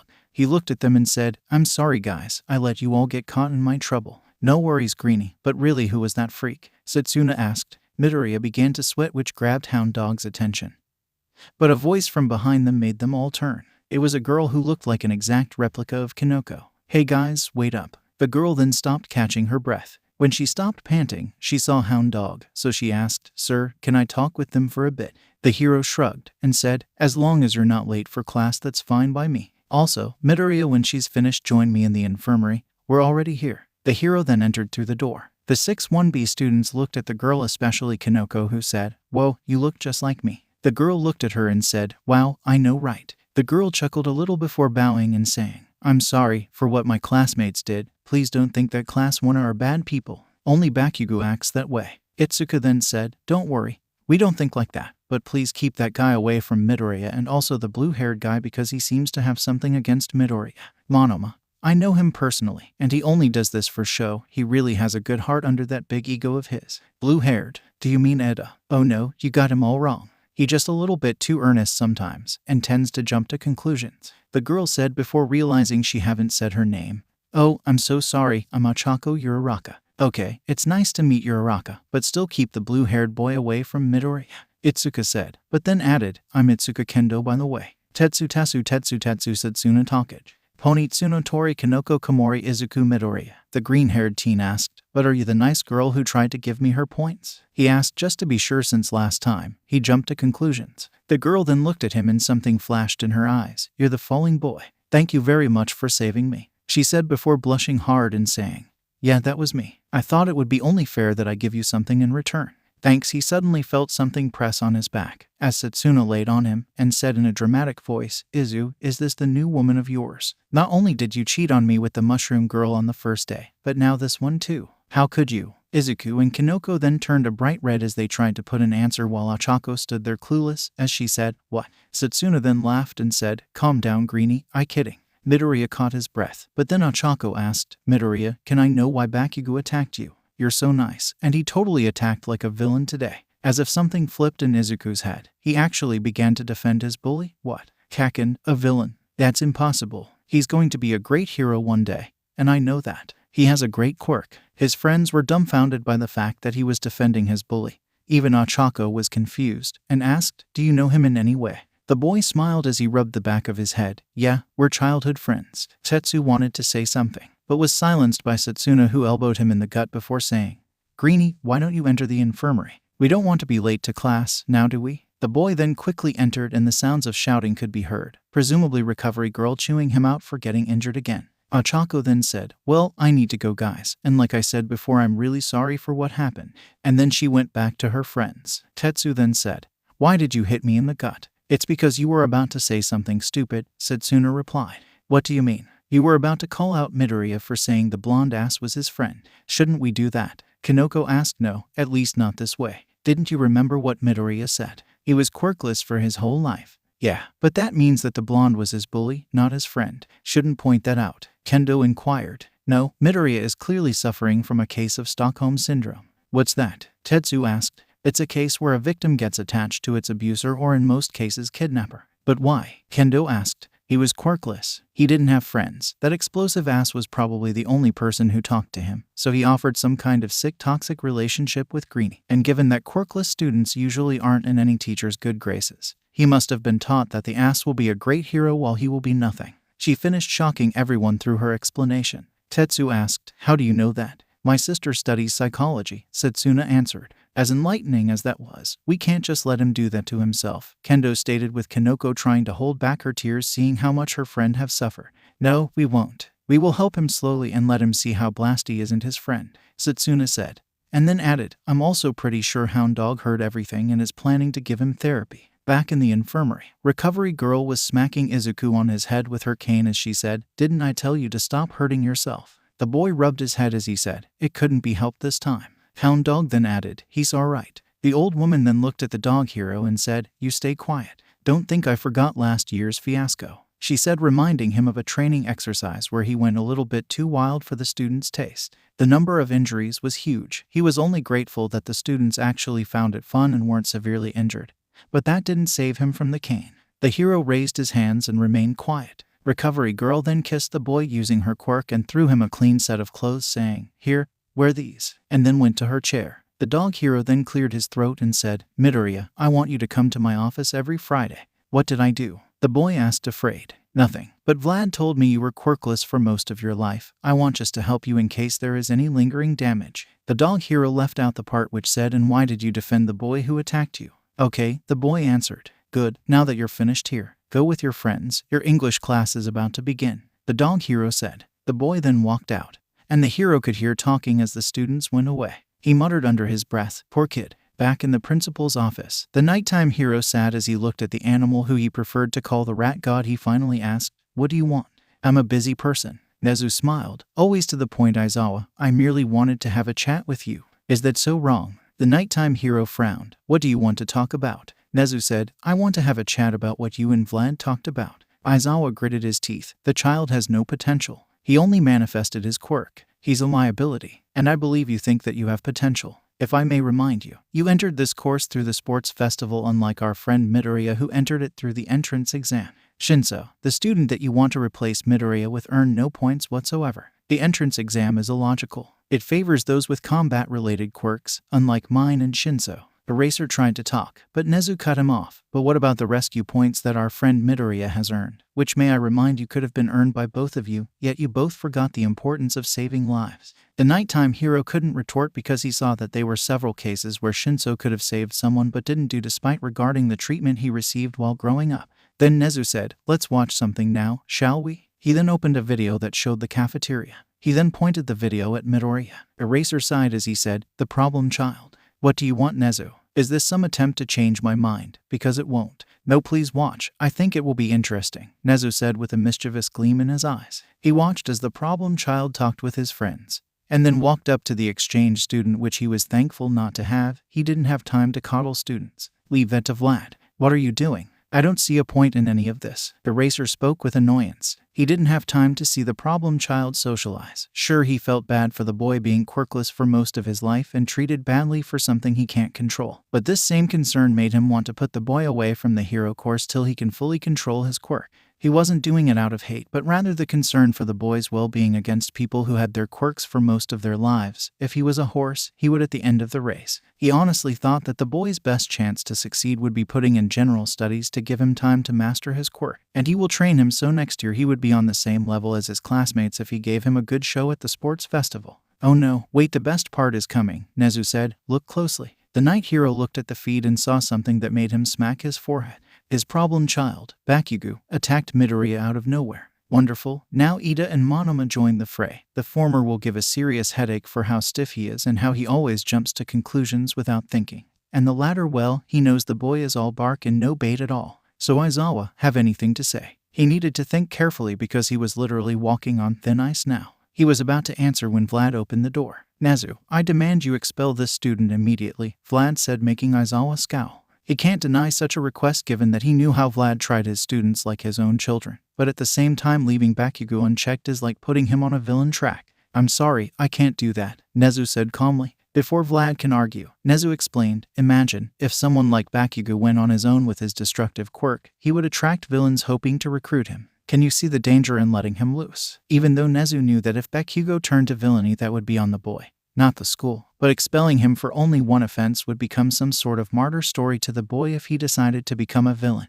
He didn't want to give Bakugo any reason to say that Ua has wronged him. He would give him a chance to become better, and if that fails, he knows what he has to do. The huge teacher gritted his teeth as he sighed. "Fine, but I want him to write an apology letter for Midoriya and have detention for the entire year. That could be arranged," Nezu said as Aizawa breathed a sigh of relief. The principal then pointed to a chair and said, "Put him down."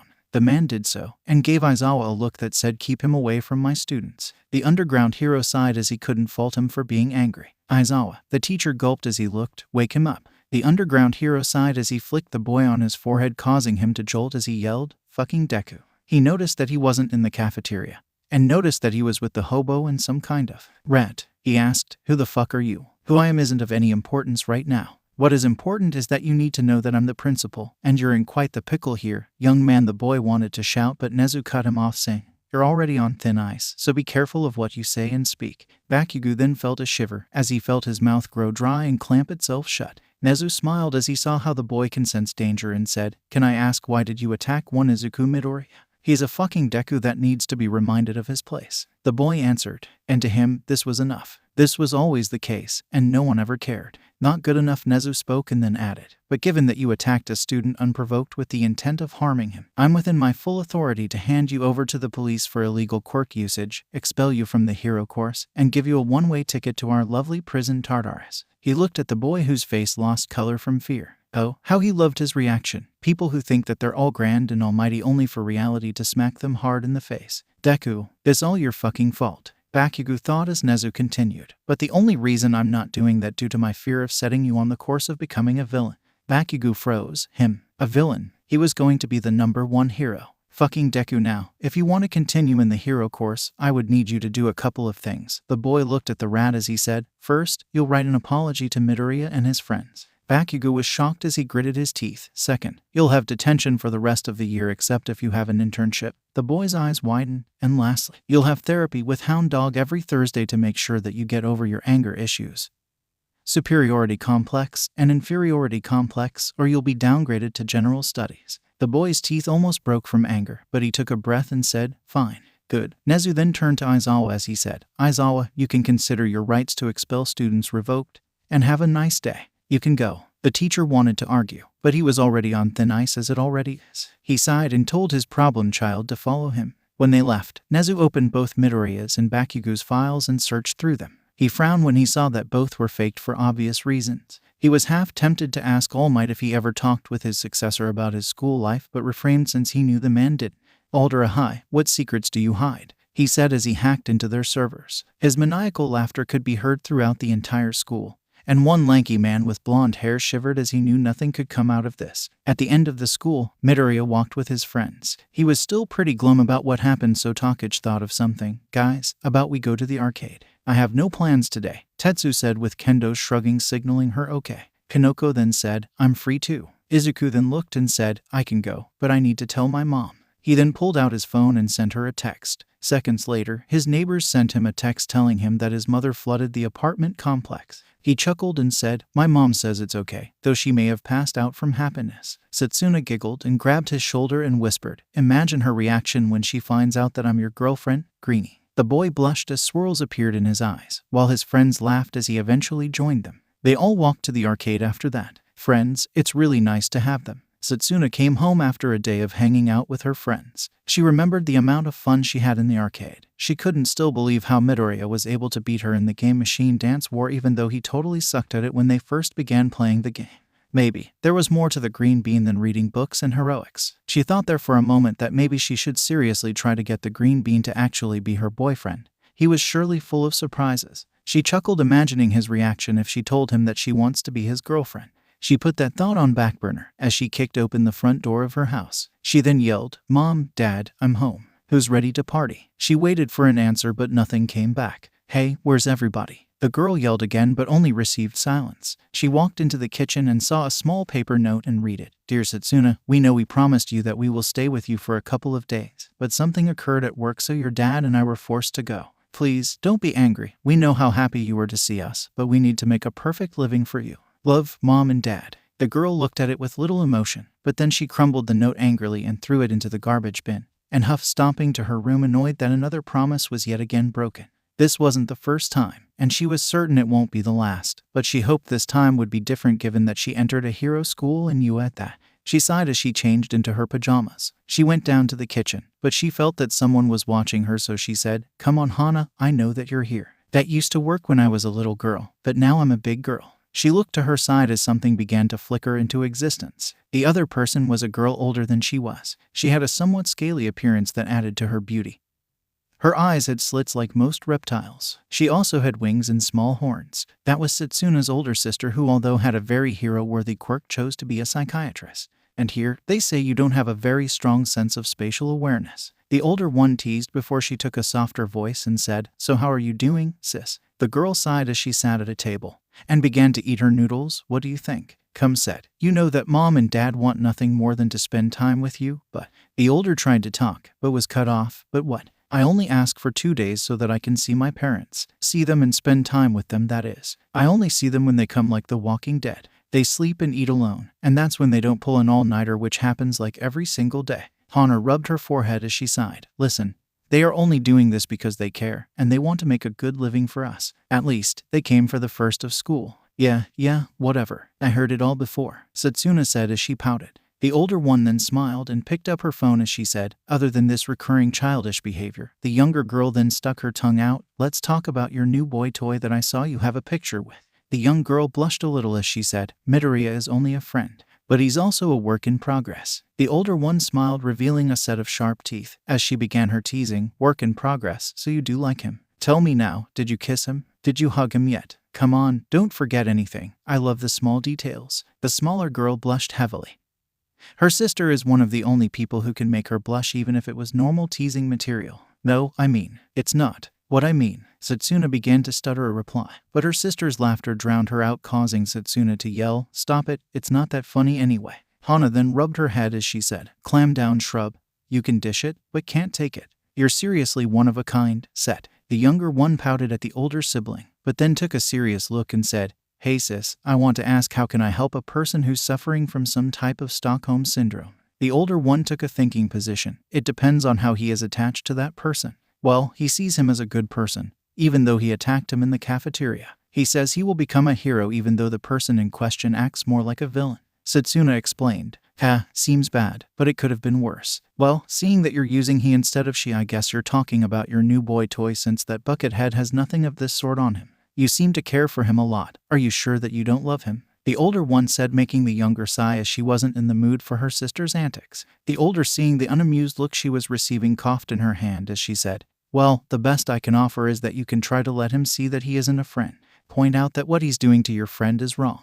Though, you should seriously tell him to have therapy. It's the best solution, plus, you can go there for emotional support." The younger one hummed at her sister's suggestions as remembered hearing Hound Dog telling Midoriya to go see him every Friday. "Well, that takes care of that. Thanks, sis," Setsuna said with a smile on her face. The older one hugged her and said, "Come on, let's go watch a movie. I have some old pre-Quirk movies I know that you would love to watch." They then walked to the sitting room together. The next day at UA, the entire class was buzzing with excitement as they were the first class to meet the new heroics teacher, given that their schedule made it such that they had heroics classes in the morning and regular classes during the afternoon. "Man, who do you think he's going to be?" Tetsu asked in excitement as he waited for the new teacher to arrive. "Whoever he is, he's going to be manly." Kendo sighed at Tetsu's excitement, but she couldn't fault him as she said herself, "I can't wait. I'm really excited to see how he is." "What do you think, Midoriya?" The green-haired boy smiled and said, "Whoever he is, I'm sure he has to be a numbered hero, or they wouldn't have made his identity a secret. He already knew who he was, but he couldn't reveal it, or their relationship with each other will be revealed. No one needs to know that he was the successor of All Might yet, and he hoped there will be no need for that either, and hopefully never." Kanoko then added, saying, "I suppose what you said is true, Izuku. They won't make it such a secret if that wasn't the case." Setsuna then put her floating head on top of Midoriya's, making him blush. "So who might it be?" "I really hope it's Maruko. She's so badass and I'm sure she will be an awesome teacher." The others looked at her and nodded their heads, knowing that having the rabbit hero as a teacher will be amazing, given that she's one of the strongest heroes out there. The door then slid open, revealing Vlad King. The class looked at him and Kendo asked, "Vlad-sensei, where's the new teacher?" The blood hero looked at her and said, "Well, he's coming to your class if you're worried about that." The class sighed in relief as they thought they would have to go through another torture session like last time. But they counted their chickens a little bit early. "I just wanted to accompany you to do some warm-ups before you start the lesson today." Some students who were on the more physical side of the spectrum sighed. Others like Rin went pale white as his legs and arms still hurt him from yesterday, while people like Rikio had their souls leave their bodies. Murmurs of displeasure began to fill the class. So Vlad yelled at them, "Come on, maggots, if a little training regime and you throw the towel, what will happen if you fought a villain? Nag him to death. This is the hero course. If you can't deal with it, then go. The door is open and there are a lot of general studies students who wish to be in your place." The students then went quiet as they processed his words and lowered their heads in shame. Seeing that his students learned their lesson, he said, "Good, a couple more minutes and you meet the new heroics teacher." This managed to lift the class's spirit as they returned to talking about who might be the new heroics teacher. Vlad then looked at Midoriya and went to him. He cleared his throat as he said, "Midoriya, I would like to return your quirk analysis notebook. I have to admit that the contents in there were so good that they even attracted the attention of Nezu, and that says something." The boy blushed a little as he said, "Thanks, Vlad-sensei, that means a lot." The boy took the notebook and flipped through it as he saw the pages of Ectoplasm, Hound Dog, Midnight, Power Loader, and heck, even Eraserhead with their signatures. How Vlad convinced the nighttime hero to sign it in the first place was beyond him, but he thought it was perhaps blackmailing from Midnight. The notebook was then snatched from his hand by a disembodied hand, and it went to Setsuna, who was smiling. She looked at the notebook and asked, "Is this where you keep all the notes about us, Greenie? Let me have a look." Kendo then approached her and said, "Yeah, I'm interested in what he wrote about us too. Please, give it back," Izuku said in a small meek voice. But it held something else that was quickly caught by Kanoko, who felt like this before when her bullies messed with her stuff. It was malice and anger. "I think it's for the best that we give the notebook back to Izuku," Kanoko said, hoping to avoid a confrontation. "Come on, what's the worst that?" She didn't get to finish that sentence as the book was snatched from her hand by Izuku, surprising everyone that the meek-looking boy did this. The waste was so shocked that he said, "Hot damn, it's always the silent boy." He was promptly whacked over the head by Shizaki, who frowned at the foul language as she called it. Midoriya was even shocked by his actions, causing him to blush. And then promptly bow, saying, "I'm so sorry, Takage, but I just don't like anyone touching my notebook. The last time that happened, my work went up in flames and I had to rewrite it all." The girl, though shocked, felt a spike of anger rise through her as she understood what happened. The blonde ass must have burned it with his quirk. She then looked at Izuku and said, waving her hands, "No problem, Midoriya. Everyone has their own boundaries. I should be apologizing for overstepping yours." The class remained in silence for another few moments, till the door slid open and a massive man with two blonde hairs that stood in a V-shape entered the room screaming, "I'm coming through the door like a normal person." That person was none other than the number hero, and the symbol of peace, All Might. The entire class looked at him in silence as he began to sweat slightly. The hero then gulped, wondering if he did something wrong. It wasn't till Juzo spoke saying, "Holy moly, it's All Might." The entire class began to cheer happily for the symbol of peace's presence. As Vlad thought, I don't know how you do it, but your timing was impeccable. Look, it's seriously him, the symbol of peace. His presence is truly divine. Holy shit, I can't believe he's actually here, 𝗲𝗚 said, only to receive another whack from the vine girl. You better believe it, zygotes. I'm going to be your heroics teacher from now on. But first, before we begin our training, you know that any hero without his costume isn't complete, so everyone, take your suits and meet me and Vlad King on the training ground Gamma. The large hero said as cases emerged from beside everyone containing their hero costumes. He then added, and today's lesson is going to be combat training Gamma. 𝗕𝗏 smiled as he said, combat training. This is going to be fun. The number 1 hero and the blood-themed hero then walked together to the training grounds while the students went to the changing room to get in their costumes. 𝗧𝗪𝗧 then approached Izuku and whispered in his ear, I can't wait to see you in your costume, and I can't wait to see your reaction when you see mine. The boy then felt steam come out of his ears as he tried to calm down his heart rate. A couple of minutes later in training grounds Gamma, everyone was ready and in their costumes. 𝗧𝗪𝗧 then came out with her costume that was, for the lack of a better term, provocative. She was wearing a blue skin-tight suit that complemented her body. It was so revealing that Kanoko blushed when she saw it. Don't you think that this is a little bit overboard? 𝗧𝗪𝗧. The mushroom girl asked. She was wearing a cute mushroom dress with red and white polka dots. Think about it. The villains get distracted by my body, and then out of nowhere, a fist to the face, he gets knocked out, and then the day is saved? The lizard girl said while laughing. I don't think that's how it works, Kendo stated. She was wearing a turquoise martial arts dress with a corset under her chest. On her face, she had a domino mask. Man, you all look so manly. Your costumes are so cool, Tetsu said as he shed some crocodile tears. He was wearing a dark green jumpsuit cut just below the chest with baggy pants in addition to wearing a mouth guard on his face. 𝗧𝗪𝗧 then walked over to him swaying her hips and said, So, what do you think of my costume, Tetsu? The boy simply stared at her blankly before lifting his hand and covered a small piece of it with metal and flicked her on the forehead as he said, Yeah, that ship sailed way back. Those tricks won't work on me anymore. She smiled at him and said, But you still get flustered whenever my sister says hi. Don't tell me you have a crush on her. This made the sliver-haired teen blush as the girl raised her arms and yelled, Yes, I've succeeded. She made both Kanoko and Itsuka sweat drop at the girl's behavior. Kanoko then looked around and said, Does anyone see Izuku? I thought he should have finished by now. The other 3 looked around confused for a moment. And Itsuka said, Now, let's not worry. It's not like he's going to get into a problem in the changing room. I don't know about that. I'm just afraid that the blonde guy, Kanoko tried to say, but her voice was drowned out by All Might's laughter as he came near the aspiring heroes saying, You all have such wonderful costumes. They definitely look good on you. I can't wait to see you all in action, but is everyone here? Vlad said he needs you all for something important. The hero students then shivered looking at their homeroom teacher as they imagined what kind of hell he'll put them through today. Itsuka raised her hand and when the teacher nodded, she spoke, Sir, Midoriya hasn't arrived yet. The girl didn't get to fully lower her hand as footsteps were heard from the tunnel near them. Tetsu then said, Man, I bet Midoriya's costume is going to be super manly. When Izuku finally exited the tunnel, to say people were shocked by his hero costume would be an understatement of the century. He was wearing a full-body green jumpsuit with a utility belt around his waist. And also on his face was a mouth guard that resembled All Might's smile in addition to 2 bunny-like ears on the top of his hood. All Might, who was on the side, tried to suppress his laughter as he thought, Young Midoriya, I know that you look up to me, but that's way too obvious. Laughter echoed through the room as everyone looked at 𝗕𝗏, who was wearing a black cloak above black pants with a small black mask over his eyes. Noticing the looks he was receiving, he tried to hold in his laughter, but couldn't as he said, It's just way too funny. Who in their right mind made this abomination? 𝗔𝗫𝗏 then came next to him and said, Now, this isn't a way how a future hero acts. I'm sure some designer worked very hard to make it.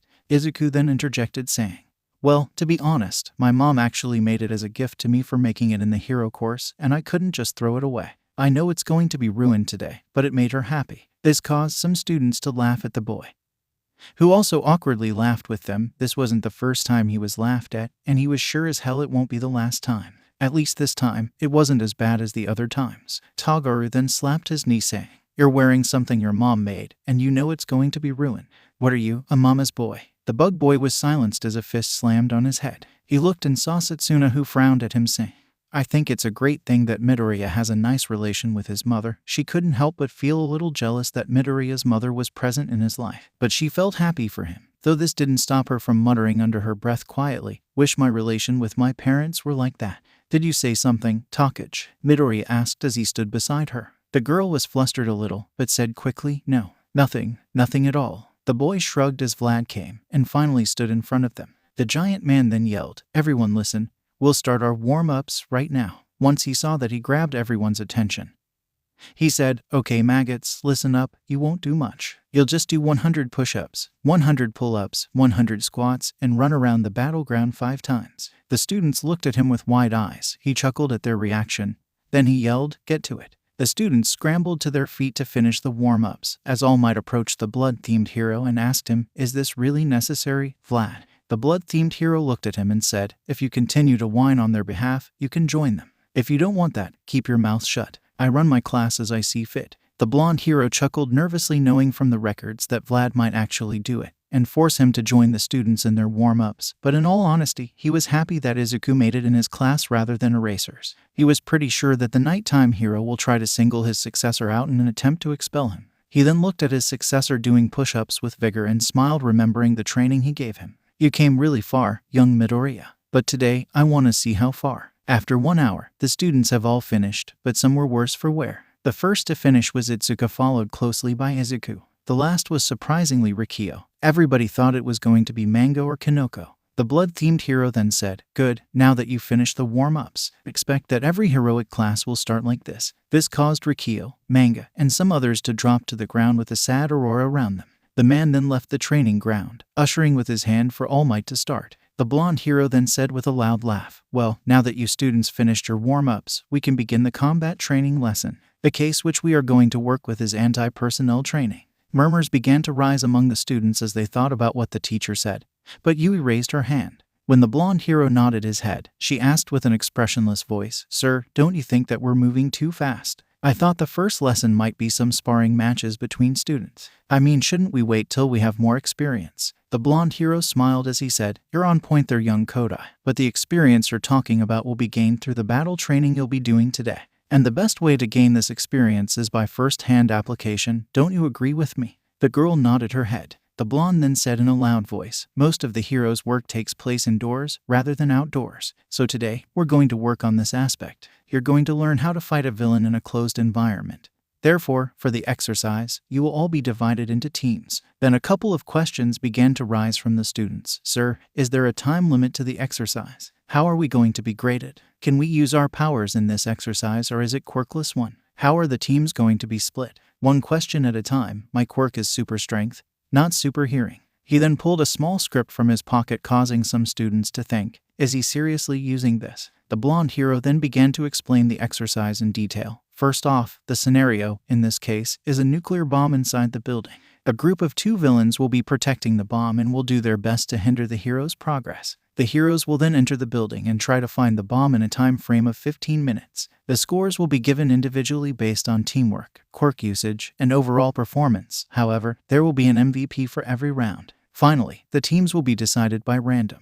Then 𝗔𝗓𝗓 raised his hand, and once he was given permission, he spoke, "Is it really a wise idea to have our teams picked in such a hazardous way? I'm sure there is a more beneficial way to pick the teams." Before the hero can respond, Izuku answered the fur-covered teen, "Actually, if you think about it, this is the best way to do it. Since in regular hero work you don't pick who you are working with, you have to team up with any hero present at the scene or the closet proximity." The beast-like student then nodded his head saying, "I see, thanks Sir Midoriya." He then looked at All Might and bowed saying, "I apologize for the interruption." The large hero smiled at the student. "No problem, young 𝗕𝗁𝗓𝗧." He then picked a box and ushered for the students to come near it. "Come on now, students, everyone come here," and drew a ball to see on which team you are. One by one the students took turns picking a ball from the box, and when Midoriya picked one of the balls, it had the letter D on it. He looked at his friends and raised the ball, hoping that one of them was on his team, but to his dismay, it wasn't. Kendo had the letter A, Setsuna had F, Kanoko had G, and Tetsu also had A. The boy then frowned a little as he said, "I guess I'm going to be alone."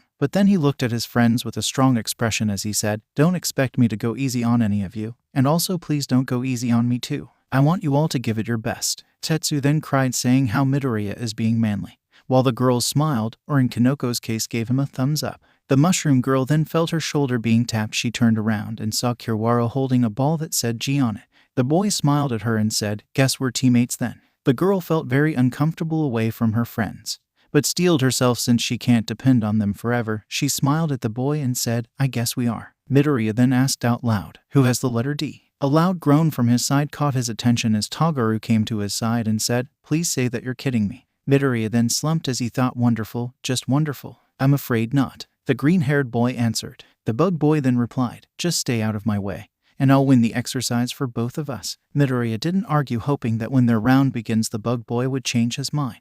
Then the teams were announced. Team A, Kendo and Tetsu Team B, Yanagi and Kodai Team C, Shishida and Shizaki Team D, Midoriya and Kamakiri Team E, Tsunotori and Fukudashi Team F, Takage and Shota Team G, Komori and Kurwaro Team H, Rin and Bondo Team I, Awase and Kaibara Team J. Tsuburaba and Honuki the giant then came upon them as he laughed, saying, wonderful, now that the teams were picked, we'll also pick who will be going against whom. The blonde man then revealed another box that had the word hero on it and picked up a ball that said D, and then picked another ball with the letter C from another box with a villain label on it.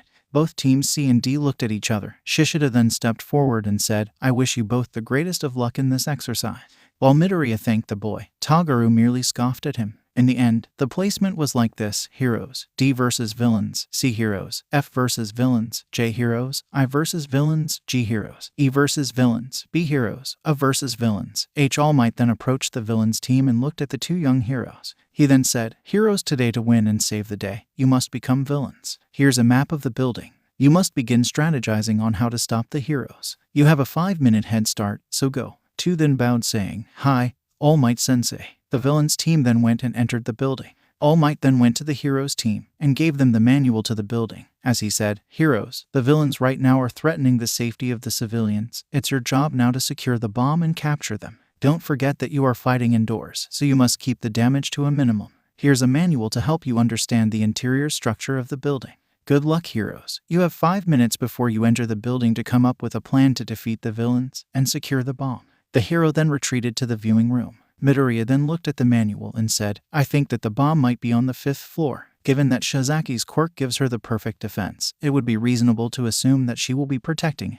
In that case, Shishida will be the one going to confront us, so if we fight him together we'll be able to defeat him and then go on to secure the bomb. Midoriya was cut off by the bug boy, who said, be quiet. I told you to stay out of my way. You're only going to slow me down. But you can't win this alone. Shishida is a strong opponent with a strength-enhancing quirk. You can't expect to defeat him that easily on your own. We need to work together, Izuku said, trying to get his teammate to cooperate. The boy looked at him with an unamused look and said, listen, nothing personal, but you're only getting in the way. You just manifested your quirk, and you don't have control over it, which means you're going to break down. Izuku couldn't say the boy wasn't technically wrong, but he had enough of people walking all over, so he said, no, I can control it. A small piece of it, but if you had to go higher, you would break. The blade boy said, so stay here. Midoriya then sighed, but he wasn't deterred. He was going to show that he was worthy of being in this course, whether 𝗬𝗪 liked it or not. He looked at his watch and saw that there were 2 more minutes, so he began to think of a plan to win the exercise, and hopefully make it look like he was working with his teammate. Back in the viewing room, Setsuna said, I don't like this. Her friends looked at her, and Itsuka asked, why not? Just look at the heroes team. The others looked at Izuku and 𝗬𝗪, who were standing there without talking to each other. Kanoko then said, shouldn't they be, I don't know, planning how to win this exercise? The others looked again and frowned. Tetsu then said, I heard that Kamakiri wasn't planning to work with Midoriya, but I thought he was kidding. That's really unmanly of him. In the building, Shishida and Shizaki stood beside the bomb as they began to talk about their plan to defend the bomb and defeat the heroes. So Lady Shizaki, I think the best course of action is that I go and confront the heroes while you stay up here and defend the bomb, given that your quirk offers the best offensive and defensive capabilities. Shishida explained his plan while the girl listened to his plan carefully. The girl nodded his head as she said, I agree with you, Shishida, though I emphasize that you must take Kamakiri out first, since I don't know if his quirk is strong enough to cut my vines or not, but I don't want to take any chances. The boy nodded his head. I also think we shouldn't underestimate Sir Midoriya. Even though he doesn't have experience with his quirk, his intelligence is something that shouldn't be taken lightly. The girl looked at him confused, before remembering how Izuku was able to dissect everyone's quirks in mere moments after every presentation. She then said, noted. Both are highly dangerous. While one is battle-thirsty with his quirk to boost it, the other one is a highly tactical mind. Such an unholy team, but we still have an advantage given that Kamakiri doesn't seem to like Midoriya that much. The boy nodded as he heard All Might. Time's up. Heroes, you can enter the building. The declaration was followed by what seemed like mad laughter echoing through the building. Shishida then walked out of the room, but gave Shiozaki one last look before he left. If I return to this room and seem out of control, tie me up since my quirk's drawback must have kicked in. The girl nodded as the boy walked out. He then turned into his beast form. As he tried to keep himself in control, focus. I should seriously try Sir Midoriya's advice and meditate to control my beast mode more efficiently. 𝗬𝗪 was in the zone as he ran through the corridors of the building. He looked around the rooms, hoping to find the bomb. He was going to end this exercise as quickly as possible, and he will win it. He only hoped the lame-ass stutter doesn't get in his way and interrupt his work. He didn't want someone to help him to win this thing. He stopped as he heard heavy footsteps coming from the top of the building. He smiled as he knew that Bigfoot was on the move. He ran as quickly as possible to disable him, and he readied his capture tape. He stood there for a moment, before a giant paw smashed the ground in front of him, but he managed to dodge it. Barely. Shit, he almost got me, 𝗬𝗪 said as he made two blades come out of his wrists and looked at the giant furry student. Come on, Bigfoot, let me see what you're made of. I'll beat your ass in 3 seconds flat. The giant student snarled at him as he lunged at the boy, smashing his fist into the wall when the smaller boy jumped away from there. 𝗬𝗪 then jumped at him while slashing his blade at his forearm, causing the giant student to howl in pain.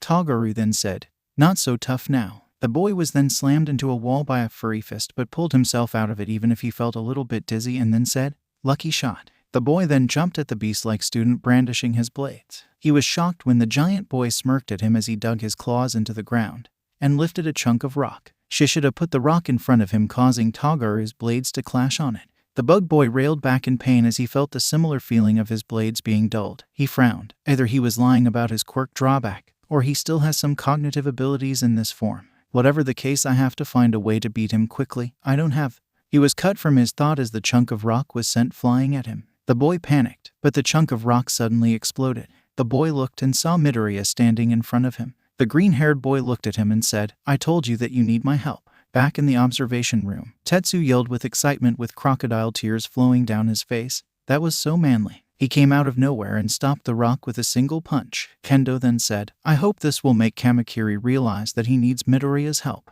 The girl didn't like Kamakiri's attitude from the beginning of the class. He treated Midoriya like he was dirt. She was used to people like that trying to tease her due to her interests or her quirk, but that didn't mean she liked them. Yeah, I don't think he's going to admit that he needs help, but most likely will give Midoriya the honor of fighting Shishida, Setsuna said. The others looked at Shishida and were worried that the boy might accidentally hurt anyone. All Might stood there watching the match as he thought, "I'm sorry, young Midoriya, but today I'm going to act fairly. I can't show favoritism. You're going to have to prove yourself like the others." He then watched as his successor dodged a strike while dragging the bug boy away from the beast boy. Back with the heroes, Midoriya looked at Kamakiri and said, "We need to come up with a plan." "No, you stay out of my way." Midoriya sighed as he said, "Go." The boy looked at him confused before he said, "What do you mean? You want to win the exercise, right? Then go. I'll hold back Shishida." The bug boy waited for a moment before standing and walking away, saying, "Are you sure you can handle him?" He didn't want his help, but they were on time, and he didn't want to lose. "Yeah, I'm sure I can keep him at bay."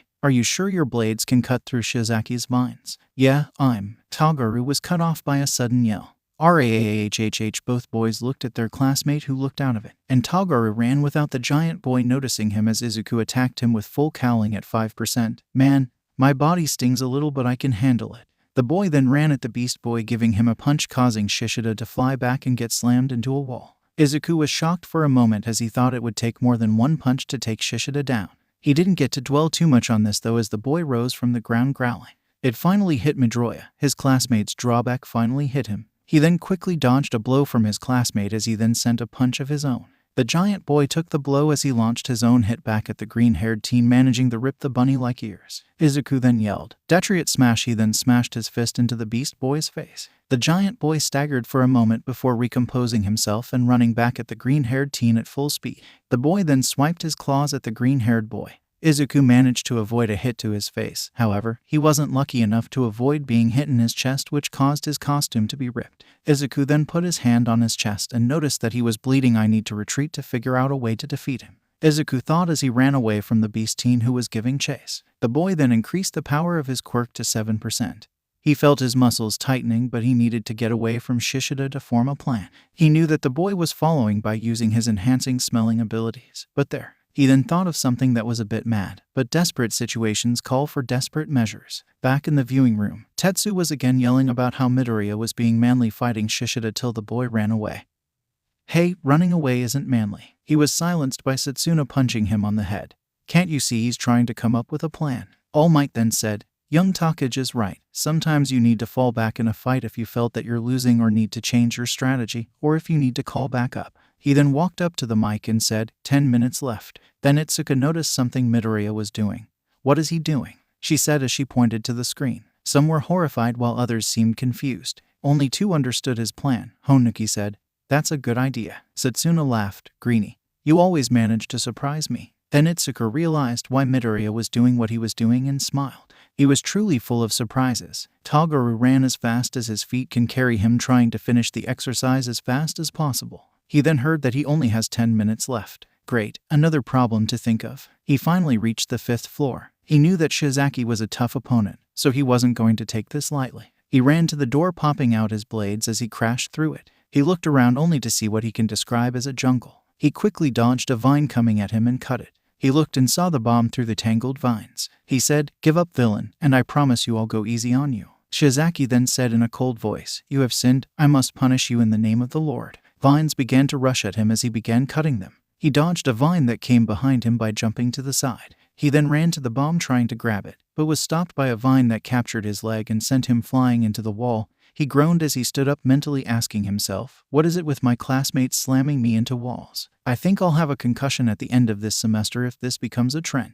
He then saw Shiozaki's vines rushing toward him. He cut many of them, but the wave of vines was too much and he was finally captured by the girl. She looked at him as he smirked at her, and then blades popped out of his body, cutting the vines and freeing himself. He then said, it's gonna take more than that to stop me. The girl then put her hands in prayer as she said, you're right, but I already won. The boy was confused, but then he felt something tighten around his left foot. He was shocked to see that the vine girl used his own capturing tape against him. This couldn't be happening, but what happened next proved it. Young Kamakiri have been captured. Pride is one of the 7 deadly sins. You were so focused on finishing the exercise to protect your pride that you didn't notice that your capturing tape fell, or I was slowly bringing it to you. The vine girl told him. The bug boy then smacked his forehead. She was right. He was so focused on winning the exercise alone that he lost focus on everything else. If he was a little more attentive, he noticed her plan. He looked at her and said, you got me. He then smirked, saying, honestly, I didn't think you had in you. I thought you'd be crying that you deceived. He then saw the girl in a praying position as she asked for forgiveness for, as she put it, using wicked ways. He slowly walked out of the room, not wanting to be caught in whatever craziness she was experiencing. He sighed as he said, well, Stutter, I guess it's up to you now. He then walked away, accepting his defeat and reviewing what caused it. Back with 𝗧𝗏𝗧, the boy managed to regain some control. He vaguely remembered fighting Toguro, but then everything went blank for a moment. He only hoped that he didn't hurt anybody. He then picked up Midoriya's scent coming from a certain direction. He quickly ran toward it, and it got closer. He then sensed something wrong. The scent was overwhelming his nose. It was like he was everywhere. He turned around a corner and saw something that made him stop in his tracks. The walls had some spots on them covered with blood. He knew where it came from. Sir Midoriya, I hope I didn't hurt you too much. The boy looked around trying to find the boy's scent, but the overwhelming amount of blood, or at least the way the blood spots were covering the area, overpowered his nose. He looked around confused, not able to determine where the green-haired teen is. He tried to use his other senses, but his eyes couldn't see anything, and it was deadly quiet. In other words, he was outsmarted. Back in the viewing room, Izuku said, I see. He used his own blood to throw 𝗧𝗏𝗧 off his scent. If 𝗧𝗏𝗧 can't determine where he is exactly, he can't beat him. That's pretty smart of him, Setsuna said. That's really manly. To use your own blood to win a fight, it's really cool. Tetsu cried with tears in his eyes. All Might stood there astonished by his successor's ingenuity. Young Midoriya, you keep surprising me.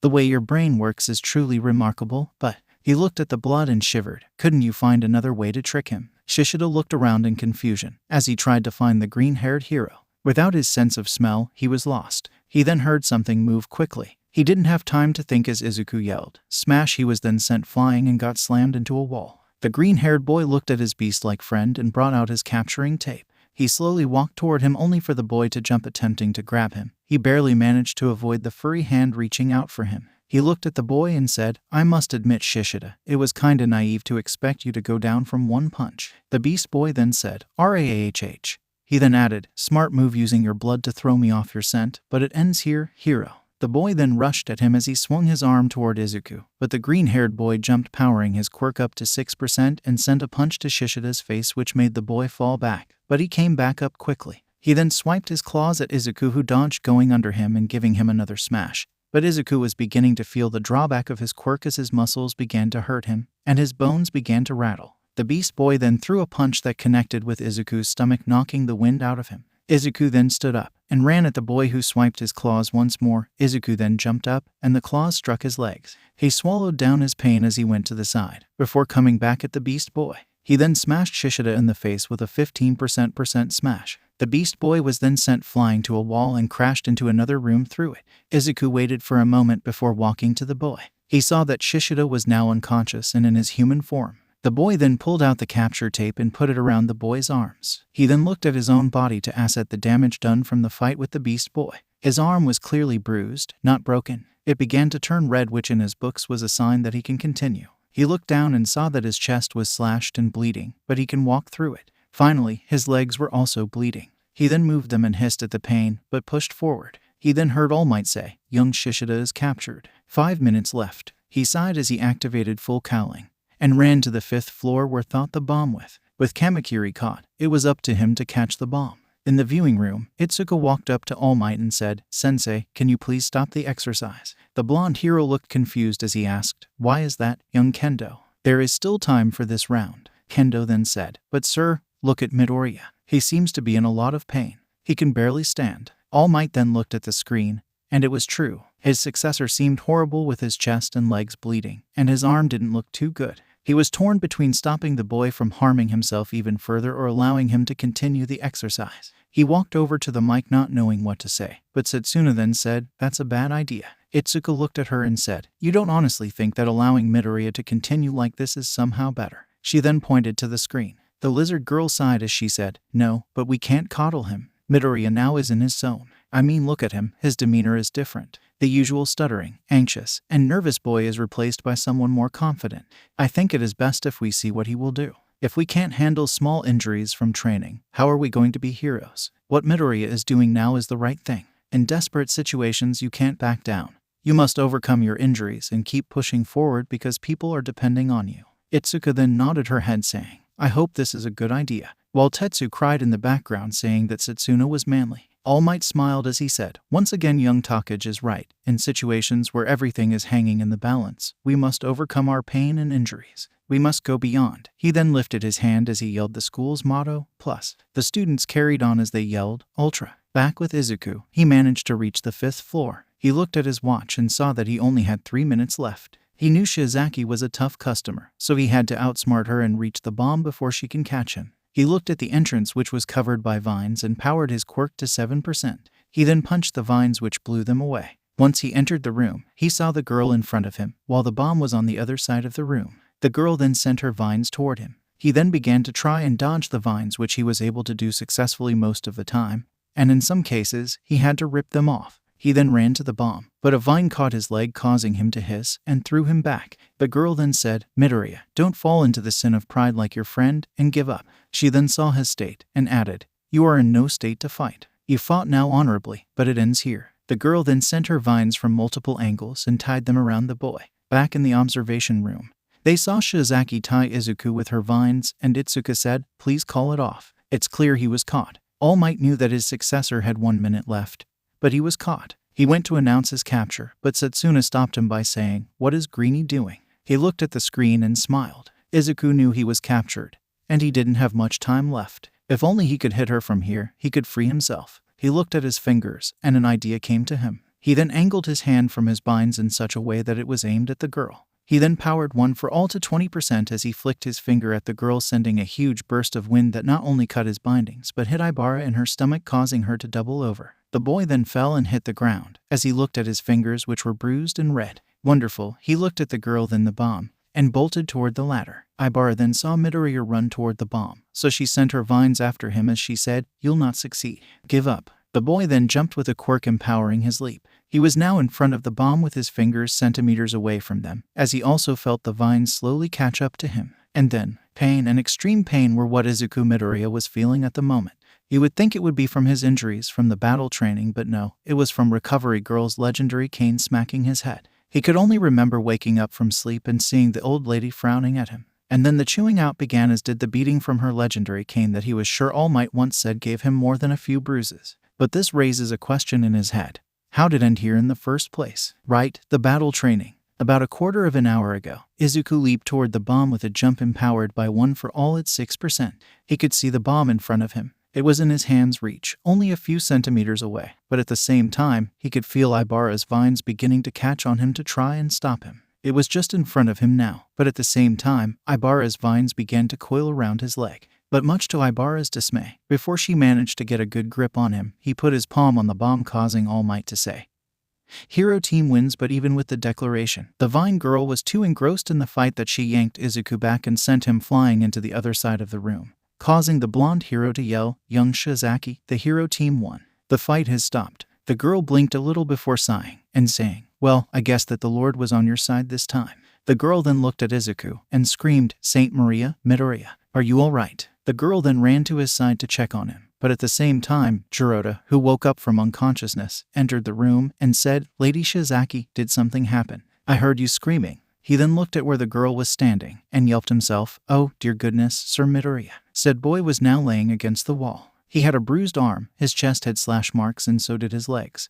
One of the fingers on his left hand was also bruised and was hurting him like hell. He looked at his classmates' concerned faces and smiled, saying, "I'm all right. There's nothing to worry about." He then promptly passed out. The Beast Boy then heaved his fallen classmate on his shoulder and began to run with him to the infirmary with the Vine Girl on his toes, but was stopped by his teacher saying, "Young Shishida, don't worry about young Midoriya. The medical bots had already arrived and are going to take him to the infirmary." Both the Beast Boy and the Vine Girl frowned. They felt that they were responsible for their classmate's condition and wanted to go with him to the infirmary to make sure he was all right. 𝗔𝗂𝗧𝗏 then felt someone tapping on his leg. He looked down and saw 2 medical bots holding a stretcher. One of the bots then said, "Cough him up, punk." Both of the students' eyes went wide as they felt that they were being mugged and not getting help. He hesitantly put Izuku on the stretcher and began to follow the robot out of concern.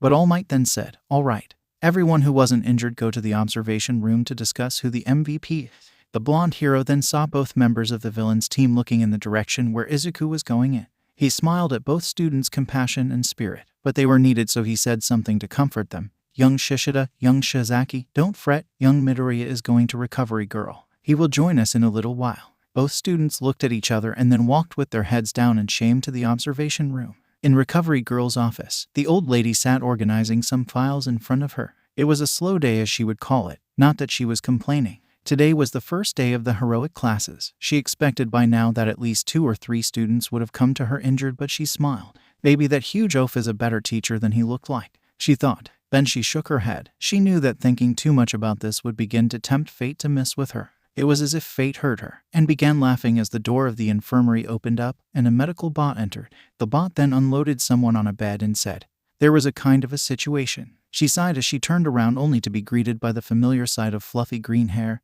and a freckled face. The boy then opened his emerald eyes and looked at her. He then coughed a little. When he finally noticed where he was, he said, "Oh, Recovery Girl, funny seeing you here, so how's the weather?" He joked through his pain, hoping to avoid her wrath. The old lady then screamed, "For the love of all that's holy." And with that began a very long lecture about the boy's recklessness. Back in the observation, 𝗲𝗄𝗃, 𝗔𝗂𝗧𝗏, and Takura entered the room. The first 2 had a sad look on their face, while the last one had an unreadable expression on his face. All Might then coughed and said, "All right, young heroes, let's get this show on the road. But first, who do you think is the MVP of this exercise?" A lot of murmurs and silenced conservations went through the room, till Juzo raised his hand. The blonde hero then nodded his head. So the student spoke, "I think the Shizaki is the MVP of this exercise." She was the only person who didn't get sidetracked or lost focus of their opponent, like when Shishida lost Kamakiri when Midoriya took him. He then turned to the boy and said, "No offense." The Beast Boy then waved his hand, telling him that it was no problem, and unlike the hero's team, she came up with a plan due to the coordination with her teammate.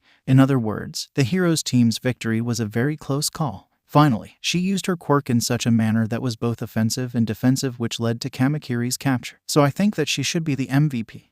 All the other students began to give nods of agreement, with Shizaki beaming with happiness, even though it didn't appear on her because she was still feeling a little guilty about Izuku's condition. All Might then said, "Great observation, young Honuki. What you said was quite true. 𝐎𝐻𝐳 played her role very well. She even managed to drag young Kamakiri into a trap to capture him, and also managed to give young Midoriya a hard time. But inside the hero's head he said, man, these students are scary when they want to be. He then noticed 𝗕𝗏𝗁 and Kendo's hands rose, so he said, young 𝗕𝗏𝗁 and young Kendo, do you have anything to say? Actually, we think that Midoriya should be the MVP, Kendo said with the lizard girl nodding her head. The hero then said, please, explain your reasoning.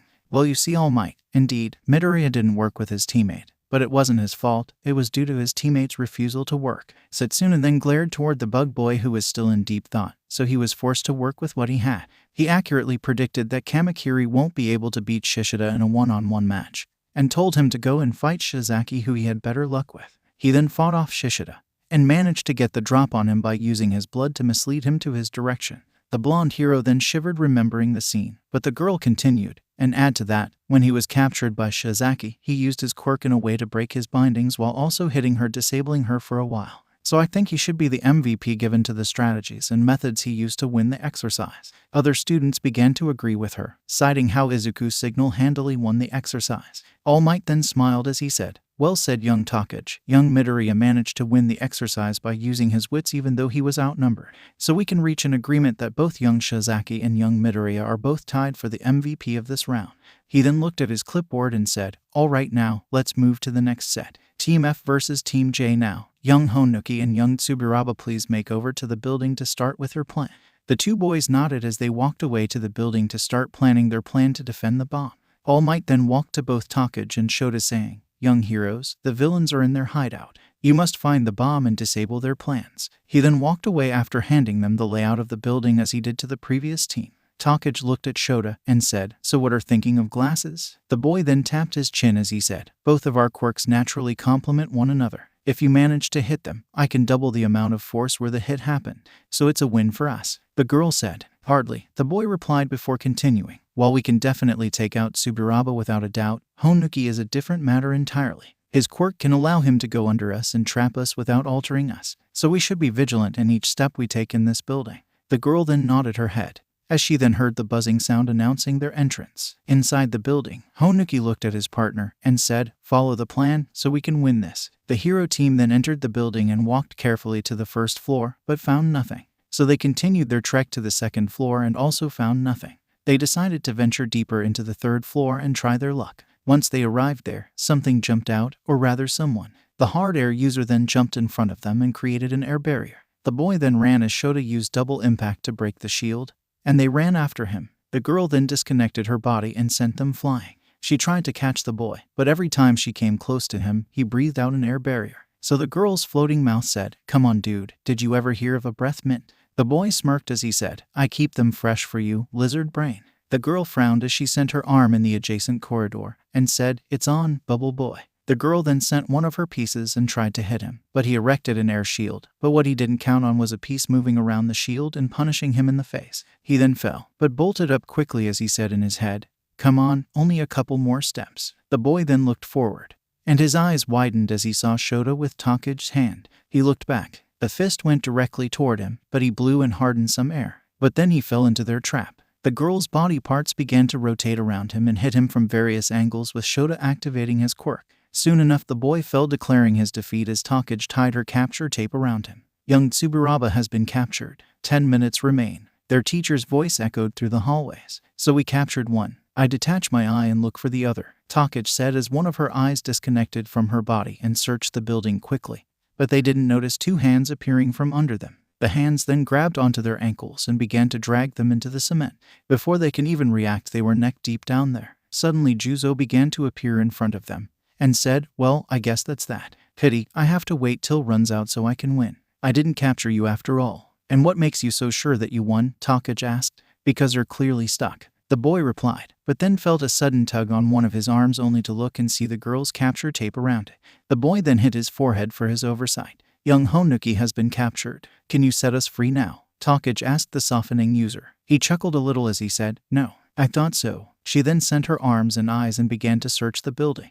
But she still didn't find anything. When her part still didn't find anything on the fifth, she said, I can't find it. Shota then said, did you look on the roof? The girl's eyes widened as her arms went flying with one of her eyes to the roof. She then saw the bomb there and touched it, signaling their victory. Hero team wins. I guess you won after all. Honuki then walked over and activated his quirk, and began to lift the two from their cement prison. That was close for comfort. She then looked at the mud man and asked, I thought you said that when you use your quirk the entire area is affected. I just tried Midoriya's advice about focusing only on my surroundings. The boy answered. What did the greenie tell you? Setsuna asked, interested. He said that I should try and focus only on softening my surroundings. That way I can travel underground without altering anyone to my presence. The boy then stroked his chin.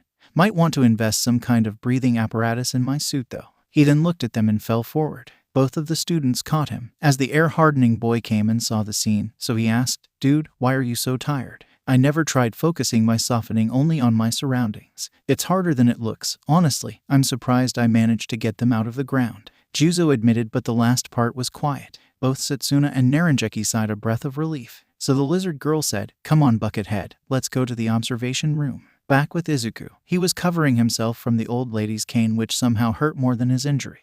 1 week, 𝗵𝗍𝗄𝐿. That's all I ask for, 1 week without you getting injured. The old lady screamed at him as he bowed repeatedly to her and begged for her forgiveness. Come recovery girl. I mean, it was my first heroics class. I had to leave an impression. I couldn't just sit around. The boy tried to defend himself only to earn a cane to the head. Not sitting around is something, but going plus ultra on your body is something else. For the love of hell, your power isn't something you use, it's something you get used to. Recovery girl told him. But All Might used 100% right off the bat. He was then smacked again on his head, as the lady said, That giant oaf is putting too much pressure on you.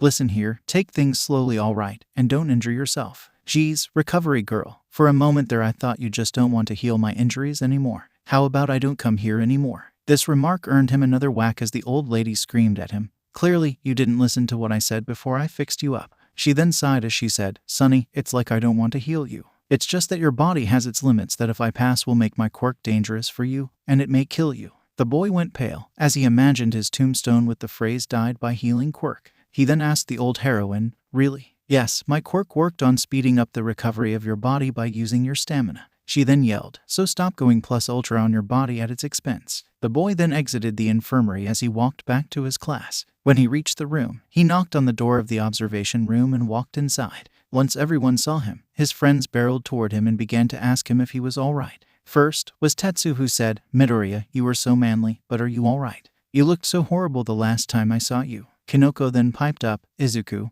are you still hurt? You seemed that you were put in a blender when they took you to the infirmary. Kendo then popped up, Seriously, Midoriya, you really made us worried. I thought for a moment there we actually managed to lose you. Setsuna then said, Come on guys, you can see that he is dandy fine. Give him some space. Izuku only laughed at them, as he waved his hands saying, It's alright guys, I'm fine as you can see. I was only hurt a little so there's nothing to worry about. His friends then backed down, and he then asked, So what did I miss when I was out of action? Setsuna then tapped her chin, and said, Well Greenie, if you want to catch up on what happened then you and Shizaki were declared MVP of your exercise. I won my own and was declared MVP. Shroomy over there won her match and was also declared the MVP of her own round. She then looked at the screen as she said, Now, it's mostly Pony and Fukudashi's match against Ghosty and Silent Queen. The boy then smiled as he pulled out his notebook from nowhere, shocking his friends as he said, That's good. I'm not too late to take notes. His friends' sweat dropped at how he pulled a notebook from nowhere. And one question went through their minds. Where did he even get the notebook from?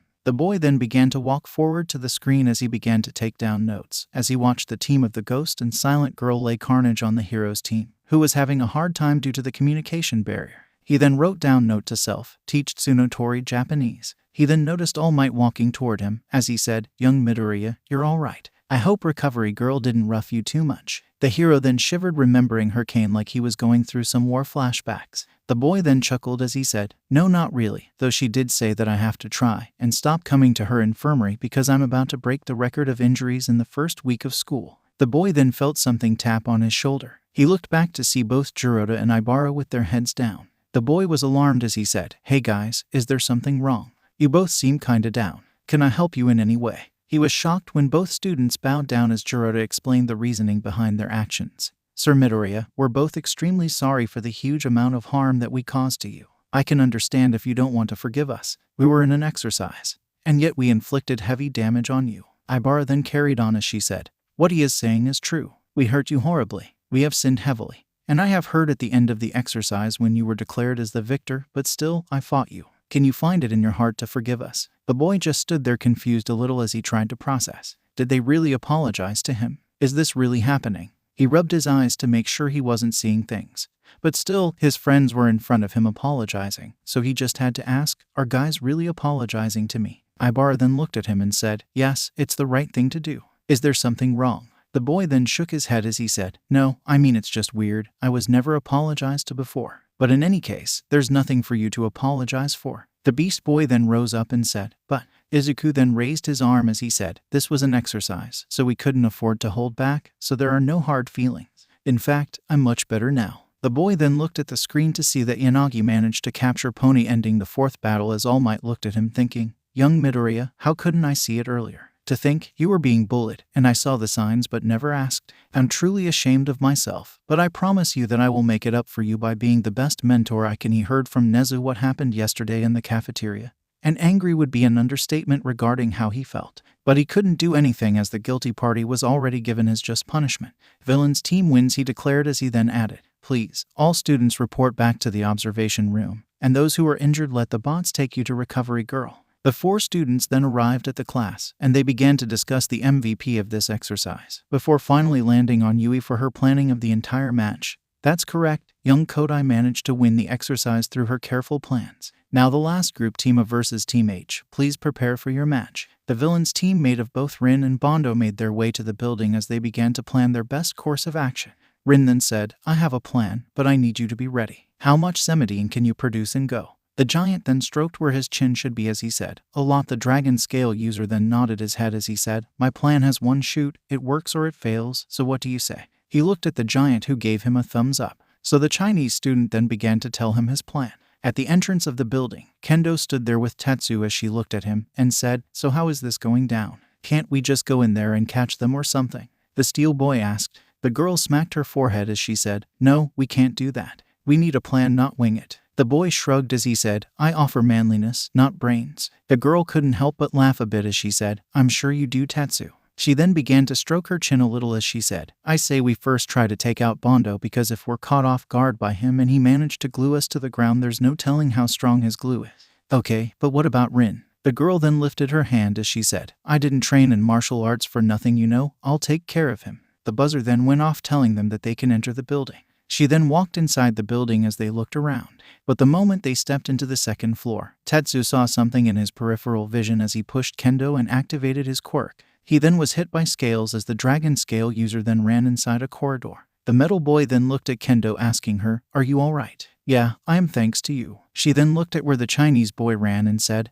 "Let's follow him." They continued to walk till Kendo stopped Tetsu and said, "Look over there." In front of them, there was a ton of Bondo's quirk. No doubt it was to make them stuck. Itsuka then said, "It would take more than this to stop us." She then saw something move and jumped, enlarging her fist as she punched the side of the wall, causing Rin to jump from behind it and say, "Damn, I thought I can get you off guard." The girl jumped to combat as she sent a fist to her opponent, but he avoided it by jumping backward. Tetsu, not wanting to be out of the fun, activated his quirk and tried to punch Rin in the face. The boy then fired some dragon scales at Tetsu, causing him to back off, before sending a kick to the big hand user who managed to block it. Itsuka then tried to uppercut him, but he dodged. He then ran down the corridor with both teens following him. Rin looked at them and activated his quirk, firing plenty of scales at his opponents, which made them jump to the side as they tried to avoid him. The metal boy then said, "Enough of this." He then made his entire body steel as he took the barrage of dragon scales as they followed the boy. Itsuka then said, "Good work, Tetsu."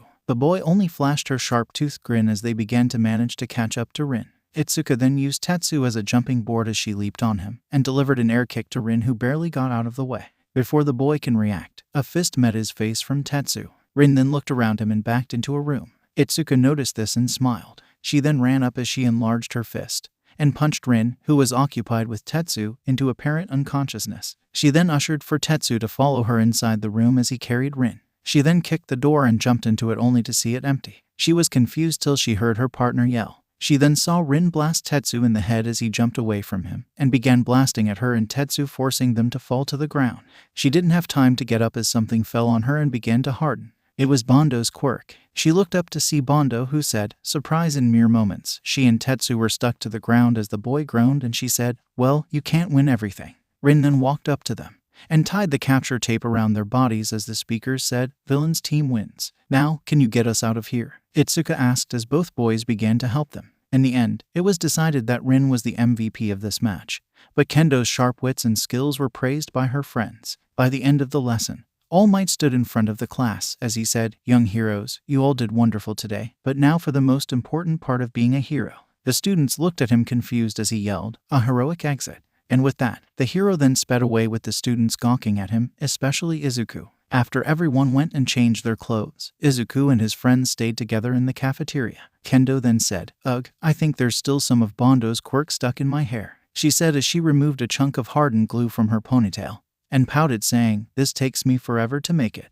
Her friends then laughed at her reactions as she said, I hope one day you get to experience this. Setsuna then said, well, I think Greenie over here won't mind. I mean, look at his hair, it's as messy as it can get. The boy in question pouted as he said, my hair isn't messy. It's just naturally like this. And also, why do you call me Greenie when your hair is also green? The splitting girl then stroked her chin as she said, you're right. It's not fair I call you Greenie when I also have green hair. She then disconnected her head and floated him to Izuku's face as she said, ... but do you know what that means? The boy blushed as he thought. Too close. He then shook his head as he said, what? The girl then laughed as she hugged his arm, causing him to steam as she said, that means we're the green team. Itsuka then neck chopped the lizard girl as she said, that's enough set, leave him alone already. The boy then said, 𝗧𝗵𝗲, I need to ask you something. The girl then lifted her head and said, ask away, green buddy. How does your costume work? I mean, you can freely disconnect your parts while using it, but how? He asked as he summoned his notebook and a pen. Tetsu then whispered into Kanoko's and Itsuka's ears, we seriously have to ask him where he hides this book. Both girls then nodded their heads. Setsuna then smiled.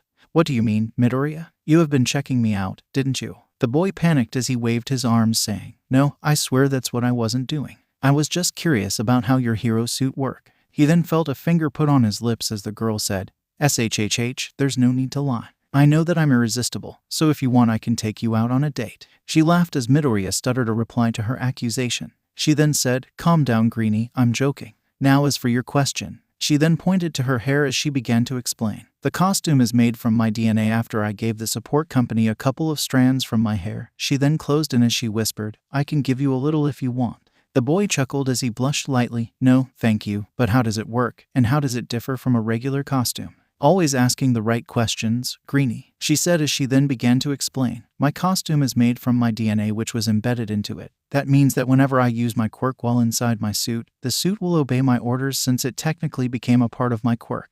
And it differs from regular costumes in that if I used one I would have to go butt naked every time I split, or I will be restricted since my parts aren't free to move. In fact, I have a couple of gym uniforms that were made from my DNA. The boy was sitting furiously in his notebook as he said, wow, that's so cool. He then began muttering about how 𝗧𝗵𝗲 was cool, making the girl blush a little as she chuckled at his muttering. She then flicked him when he began to turn blue. Breath, Greenie, breath. The boy then stopped as he scratched the back of his head. He then said, today was awesome. I mean, it was our first step to becoming actual heroes. Though I wish I did better. The last part was quiet, but they heard him. Tetsu then said, what do you mean, Midoriya? You were so manly today. How you kept fighting on even when you were extremely hurt. It was so cool. Itsuka then gave her 2 cents. What Tetsu said was right. You did amazing today, all things considered. Though you do to learn some type of fighting style because punching can take you so far. She didn't forget to add some constructive criticism for his own sake since he couldn't just keep a style of randomly punching his opponent. Kanoko then added shyly, I thought you were cool. Setsuna then exclaimed, dude, are kidding me? Today, you were awesome. I mean the way you used your blood to trick Beast Boy. And how you caused a hurricane by flicking your fingers. I mean, given that Bug Boy wasn't a team player, and you won the exercise single-handedly, I thought you did more than enough. The boy chuckled as he said, really thanks guys. But I'm only sorry that I didn't see all your matches, but I bet you were really great. Setsuna then smiled as she hugged Kanoko. You should have seen Shroomy over here. She covered the entire building with mushrooms, as her partner jumped from one black mushroom to another. Once the welder boy and spinning Jack entered the building, they were down for the count. I mean, when they thought they caught Kiwara, Shroomy was like Shroom as she covered them with mushrooms and won the round.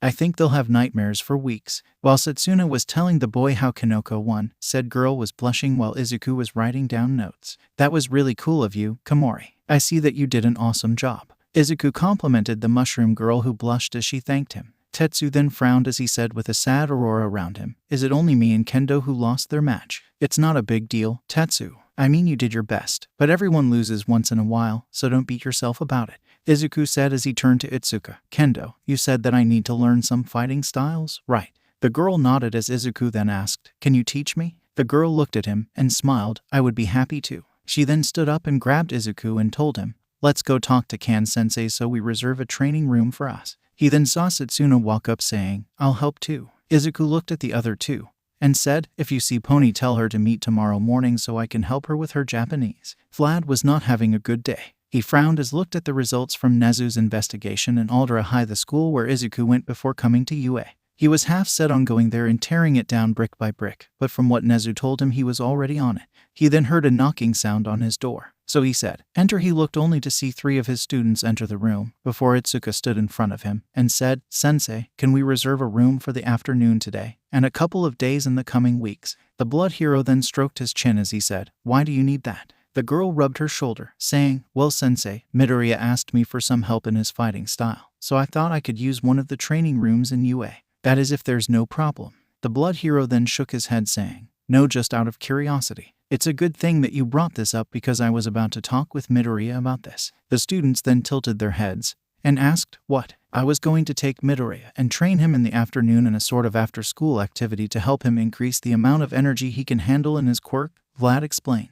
The students nodded their heads as he said, "Now since that is covered, meet after the classes end in the training ground Gamma." The students nodded their heads as they returned to their classes. Vlad then picked up his phone saying, "𝗵𝗲𝗏, I need a favor from you to ask. Meet me this afternoon in the training ground Gamma." The 3 students then walked together to their class as Izuku said, "I can't wait to see what Vlad Sensei is going to give us. I think you mean you, Greenie. Plus, you're excited about anything regarding heroes," Setsuna said as she came to learn from the previous 2 days that Izuku is a huge hero nerd. "Haha, I guess so. But I still think it's very cool that a pro hero will train us privately," Izuku said as he walked beside the 2 girls. Kendo then looked at him and said, "Midoriya, bring today your game because I won't go easy on you during training."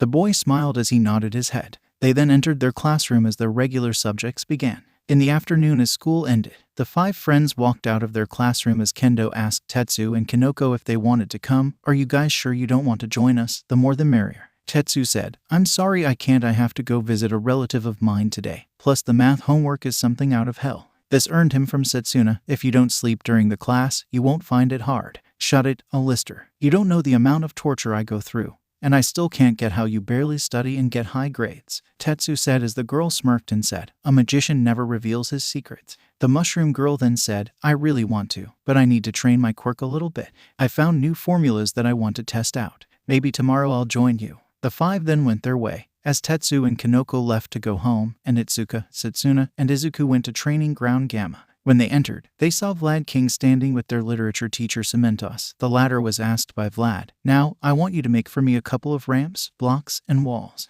The cement user then began to manipulate the cement of the area and formed a couple of pillars, ramps, and some blocks. He then looked at Vlad and said, "Is that to your liking?" The blood hero looked, nodding his head in satisfaction, and said, "Thank you very much, 𝗵𝗲𝗏." The cement hero then bowed and exited the room. Vlad looked at the students and said, "Midoriya, before you can begin with Kendo helping with your fighting style, I want to gouge your control over your quirk. In other words, I want you to use the highest percentage your body can handle without feeling any type of backlash." The boy then nodded and began to activate full cowling. It only took a couple of seconds, but Vlad said in his head, might want to work on the time he needs to activate his quirk. He then picked up his watch and said, "Go." The boy then began to increase the percentage till he reached 6% without feeling anything. He then tried to up it to 7%, but he felt his muscles tighten, so he said, "I think that 6% is my upper limit right now." The blood hero nodded as he said, "Midoriya, do you see that course that 𝗵𝗲𝗏 set?" The boy nodded. "I want to complete it as fast as you can." The boy then nodded as he began to run through the walls and jump the ramps. He was running around with green lighting coursing over his body. This intrigued Setsuna, who said, "I wonder, what are the lightning bolts that are coursing on his body?" The blood hero then said, "I think maybe it's the excess energy being filtered out so it won't hurt him." But if that's the case, can he use it as some sort of lighting attack?" Kendo then looked at the green-haired girl and said, "Look, Midoriya is already rubbing off on you." The girl then laughed as Vlad said, "If you want, I can put a training course for you too." The two girls paled as they remembered the warm-ups he put them through, and said, "No thanks." The blood hero shrugged. Izuku then finished as he said, "What do I have to do next?" "Shave the time you need to activate your quirk," Vlad said. He then looked at the lizard girl and said, "𝗏𝗏𝗧𝗏, use your quirk to hit Midoriya from all angles, so he would cut down the time he needs to activate his quirk." The girl then nodded as she asked, "Hey Greenie, what is your time to activate your quirk?" 6 seconds. "Good, because they're about to become 3 seconds. The girl said as she disassembled her body and sent a piece toward Izuku, who tried to activate his quirk but hit him upside the head with a floating piece. He then tried to activate while dodging but got nailed in the back by a floating hand. "Come on Greenie, put some more effort into it," the girl taunted him. He then finally ran as he finally managed to activate his quirk. He then jumped above the pieces, but one hit him in the face when he was distracted by dodging a piece. He fell face first as the girl's head hovered above him saying, "Try harder, Greenie." He then stood up, and this process continued for about half an hour before the girl called it quits. Itsuka then walked up front as she said, "Let's Midoriya, let me see your pose while fighting." The boy took a stance as the girl began to evaluate his stance. She saw that it wasn't too bad, but still, it could be better. She then said, "Listen Midoriya, your stance is not bad, but try to bend your knees a little.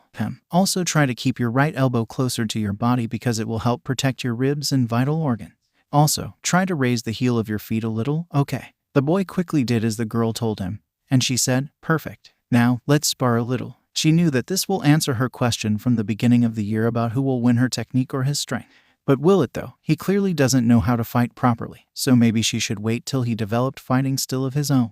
The spar then started as Izuku tried to punch her, but she ducked under his fist and delivered a hit of her own which Izuku blocked. She then tried to grab Izuku's hand to throw him over her shoulder, but the boy managed to reverse it somehow, but she broke herself free before he got the chance to throw her. The girl nodded as she said, "Good, Midoriya." They then continued, sparring by exchanging hits. But then Izuku was taken by surprise at one point when the girl swept his feet, causing him to fall to the ground before she grabbed his hand and pinned him down till he gave up. The boy then sat up and said, "Can't say I saw you using your feet given that you're mostly a hand-to-hand combat person."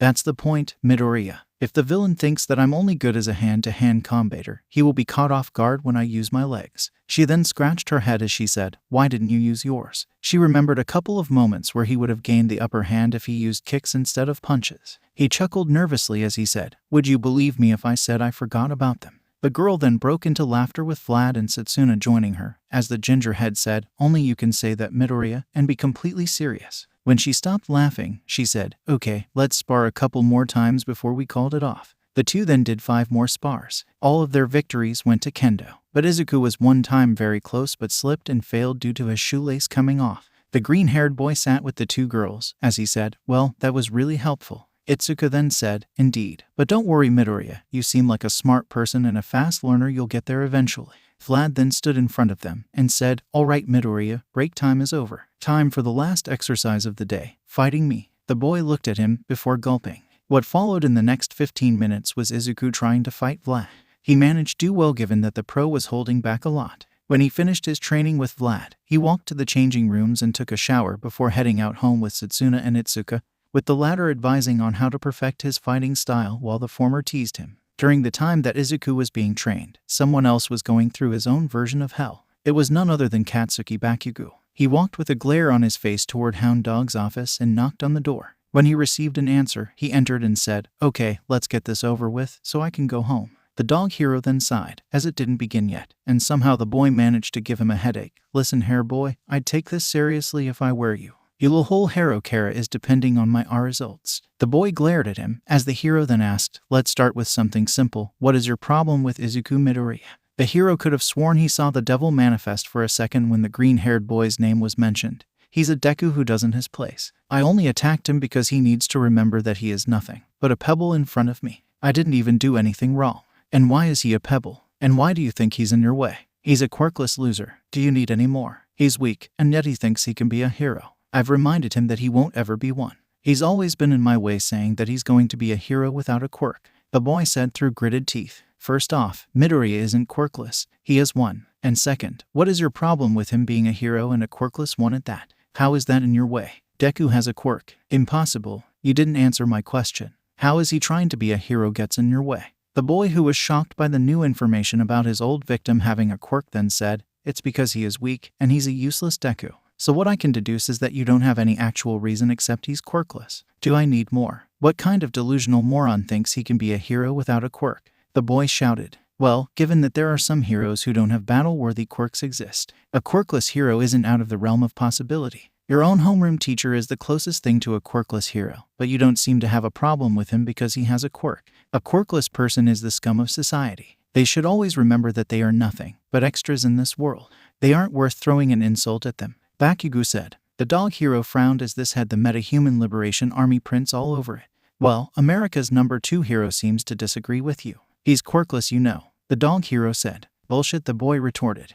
There's no way a Deku could reach this level. The next hour went on with Bakugo saying how quirkless people are worthless, and the dog hero trying to get to the root of the problem. Finally, Bakugo walked outside the office. As he stomped home, he saw Izuku with his friends walking home. He was half tempted to attack him right there and now to know about the whole Deku has a quirk thing, but he bit it in knowing that it may lead to him losing his spot in the hero course. Deku, have you been looking down on me this entire time by hiding your quirk? I don't care how, but I will get to the bottom of this and force you to give me answers as to where you have a quirk, Bakugo thought as he walked home. Our reports from several sources are saying that our very own symbol of peace, All Might, is now a teacher at UA. A reporter with horns coming out of her head said before turning to her co-host and asking, What do you think about this development, Yasaku? The man who had a small physical mutation in the shape of a gem in the center of his head then said, I think this will be very beneficial for the heroes of tomorrow to learn from such a man how to be a hero. A man who had years of heroics under his belt, and now is planning to work with the future generation to secure a brighter world. I can tell you, Hanabi, that the world will be a better place. There you had it, folks, our special report about the symbol of peace teaching at UA, and now in other news. The TV was turned off as a man began to violently scratch his neck. The man was a blue-haired individual who had very crusty and dry skin. He was wearing a blue shirt with jeans. He then said, Kirigiri, pour for me another drink. This news report gave me a bad headache. Yes, Master Tamura, Kirigiri said as he began pouring the drink. The man in question was entirely made of mist, wearing a bartender's outfit. He also had yellow eyes that pierced through the mist with a metal collar around his neck. As he finished pouring the drink, he then slid it to the man known as Tamura. Tamura then said as a creepy smile adorned his face, So the rumors are correct, All Might is teaching at UA. He then looked at Kirigiri and said, So is everything ready for tomorrow? Yes, young Master Tamura. Everything is ready for tomorrow, Kirigiri said to the boy as he bowed down. Tamura then took the drink from Kirigiri, making sure to let his pinky not touch the glass, and drank it, before grasping it with his 5 fingers, which made the glass decay and turn into dust. He then turned to a picture of All Might hanging on the wall of the bar and said, Tomorrow's symbol of peace, the world will see how fragile their hero society. They will see how their system is unreliable. He then walked up to the poster, pressing his fingers against it as the picture and a small part of the wall decayed and became dust. He then looked at Kirigiri saying, Clean this up, I'm going to play a video game. The mist man then picked up a broom as Tamura went to his room to play. Behind both of them was a screen that connected to somewhere. Through the screen was a figure who was connected to multiple life support machines. The figure then grinned as he wondered how will tomorrow's events play out. The feed was then cut out as the figure laughed a little before he contacted someone and asked, Is it ready? The next day, Izuku woke up from his slumber, but he didn't feel very well. This could be majorly attributed to him fighting Vlad King. He was seriously excited that he fought a real-life pro. Granted, he trained with All Might for 10 months, but he never fought with him. It was truly exciting that he lasted against Vlad the time he did.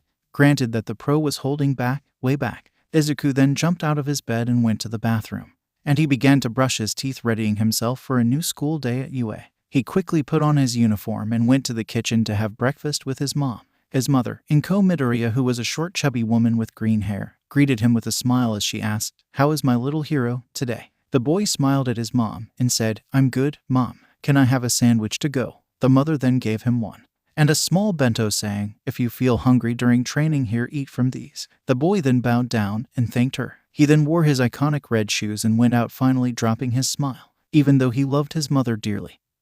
He hated how she started to fake smiles around him ever since he started going to UA. He could tell that she was faking it. It hurt that his mother didn't believe in his dreams, but he knew that she'll come around eventually. On the other side of the door, 𝗏𝗏 sat down with a sad face. It was truly hard, but she couldn't help it. Her only son, whom she long thought that he was quirkless, had a quirk. He passed the UA entrance exam and got a seat in the hero course. She didn't want to discourage him from his dreams. But why be a hero? There are safer options where you can still help people, like a cop, doctor, or firefighter, so why was her son deadest on becoming one? She knew she was being selfish by wishing he would quit his dreams, but she couldn't help it. Every time she sees him, she only sees a weak, quirkless boy that needs protection from the world around him. She then shook her head, remembering a very bad day, saying, "No, Izuku is following his dreams. I need to support him." She then looked at a picture of a small Izuku with her as she said, "I'm sorry I failed you as a mother, Izuku, but I promise from now on I'll support your dream with everything I have." Back with Izuku, he had just finished his trip to UA on the train and was walking to the school when something, or rather someone, grabbed him, covering his eyes as the individual said, "Guess who?" The boy smiled as he said, "Good morning, 𝗕𝗏𝗁. The girl smiled as she greeted back, "Well, good morning to you too, handsome." The boy then blushed a nuclear red as the girl began to laugh at his reaction, saying that he was really funny. They then walked together to the school and began to chat with each other. 𝗕𝗏𝗁 asked him, "So Greenie, what do you think Vlad Sensei will teach us today? I highly doubt that they will give us another exercise after tomorrow." The boy hummed as he stroked his chin. "I agree. I think that Vlad Sensei will mostly review our fights and will give us notes on how to improve our performance." The girl nodded as she added, "Maybe also he will tell us how to increase the efficiency of our quirks in situations like these, since some of us were limited by the environment we were training in."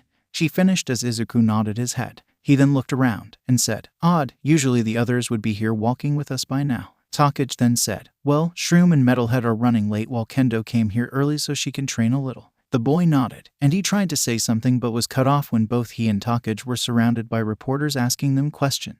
"How is it like to be taught by All Might? Was he a good teacher? Did he pass over his experience to you? Was he inspirational like in the news?" The two students were dazed by the number of questions that were being thrown at them before noticing several students facing the same predicament. So 𝗕𝗏𝗁 quickly thought of something as she said, "Let us go. We'll be late for our business class." The reporters then left them alone quickly and went to talk with some students from class 1, mainly Uraraka and Ida. As they were infected by the plague, 𝗕𝗏𝗁 said, "Huh, suckers." She then grabbed Izuku's arm before dragging him into the school, saying, "Let's go before they realize that we tricked them." The boy was stunned, for lack of a better term, since he wasn't used to this type of attention before or ever. When they reached the gates, 𝗕𝗏𝗁 sighed as she said, "Whoa, that was a close call. I thought we were goners for a moment." The boy chuckled a little and tried to say something, but was cut off by a very tired voice. "What do you think you're doing here? Go to your class, you're about to be late." Both turned to the voice and saw a very tired-looking man who seemed to have come out of the homeless shelter, wearing an all-black suit with a gray scarf around his neck.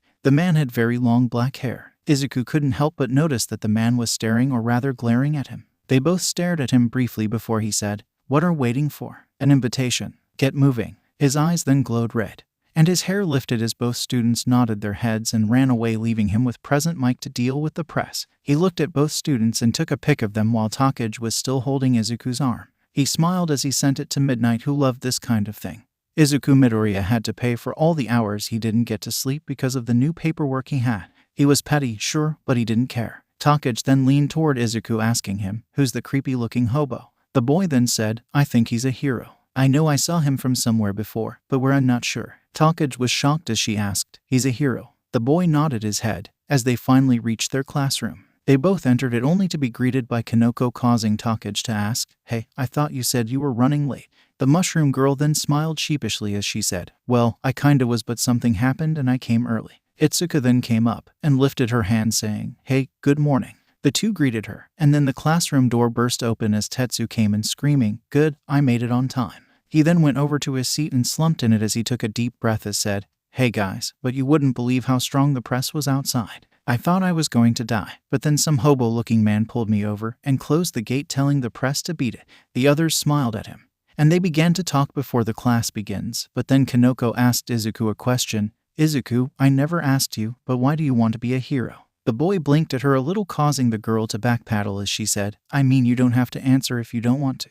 The boy then shook his head, saying, "No, I was a little surprised, but I have no problem answering it." He then stroked his chin. "Well, it mostly boils down to All Might." "What do you mean, Midoriya?" Kendo asked him. "Well, you see, ever since I was a little boy, I always wanted to be a hero just like All Might. I thought he was the coolest hero ever, especially how he saved everyone with a smile. I want to be just like him, a hero whose presence makes people feel safe and help them conquer their fears. So in short, I just want to help people." Everyone in the classroom looked at him when he finished, and he noticed the stares he was receiving, but then he heard Tetsu crying, "Man, that's so manly." Shizaki, who was on the side, said, "That's really nice of you, Midoriya." She then took a praying position as she prayed, "May the Lord with all his powers protect you and keep you safe till you achieve your goal." Her prayer was accompanied by mysterious light coming from nowhere. Izuku then said, "Shizaki, I didn't know you had a second quirk." The girl blinked at him in confusion as she said, "But I don't have a second quirk." This made the five and some of their classmates' sweat drop as they thought,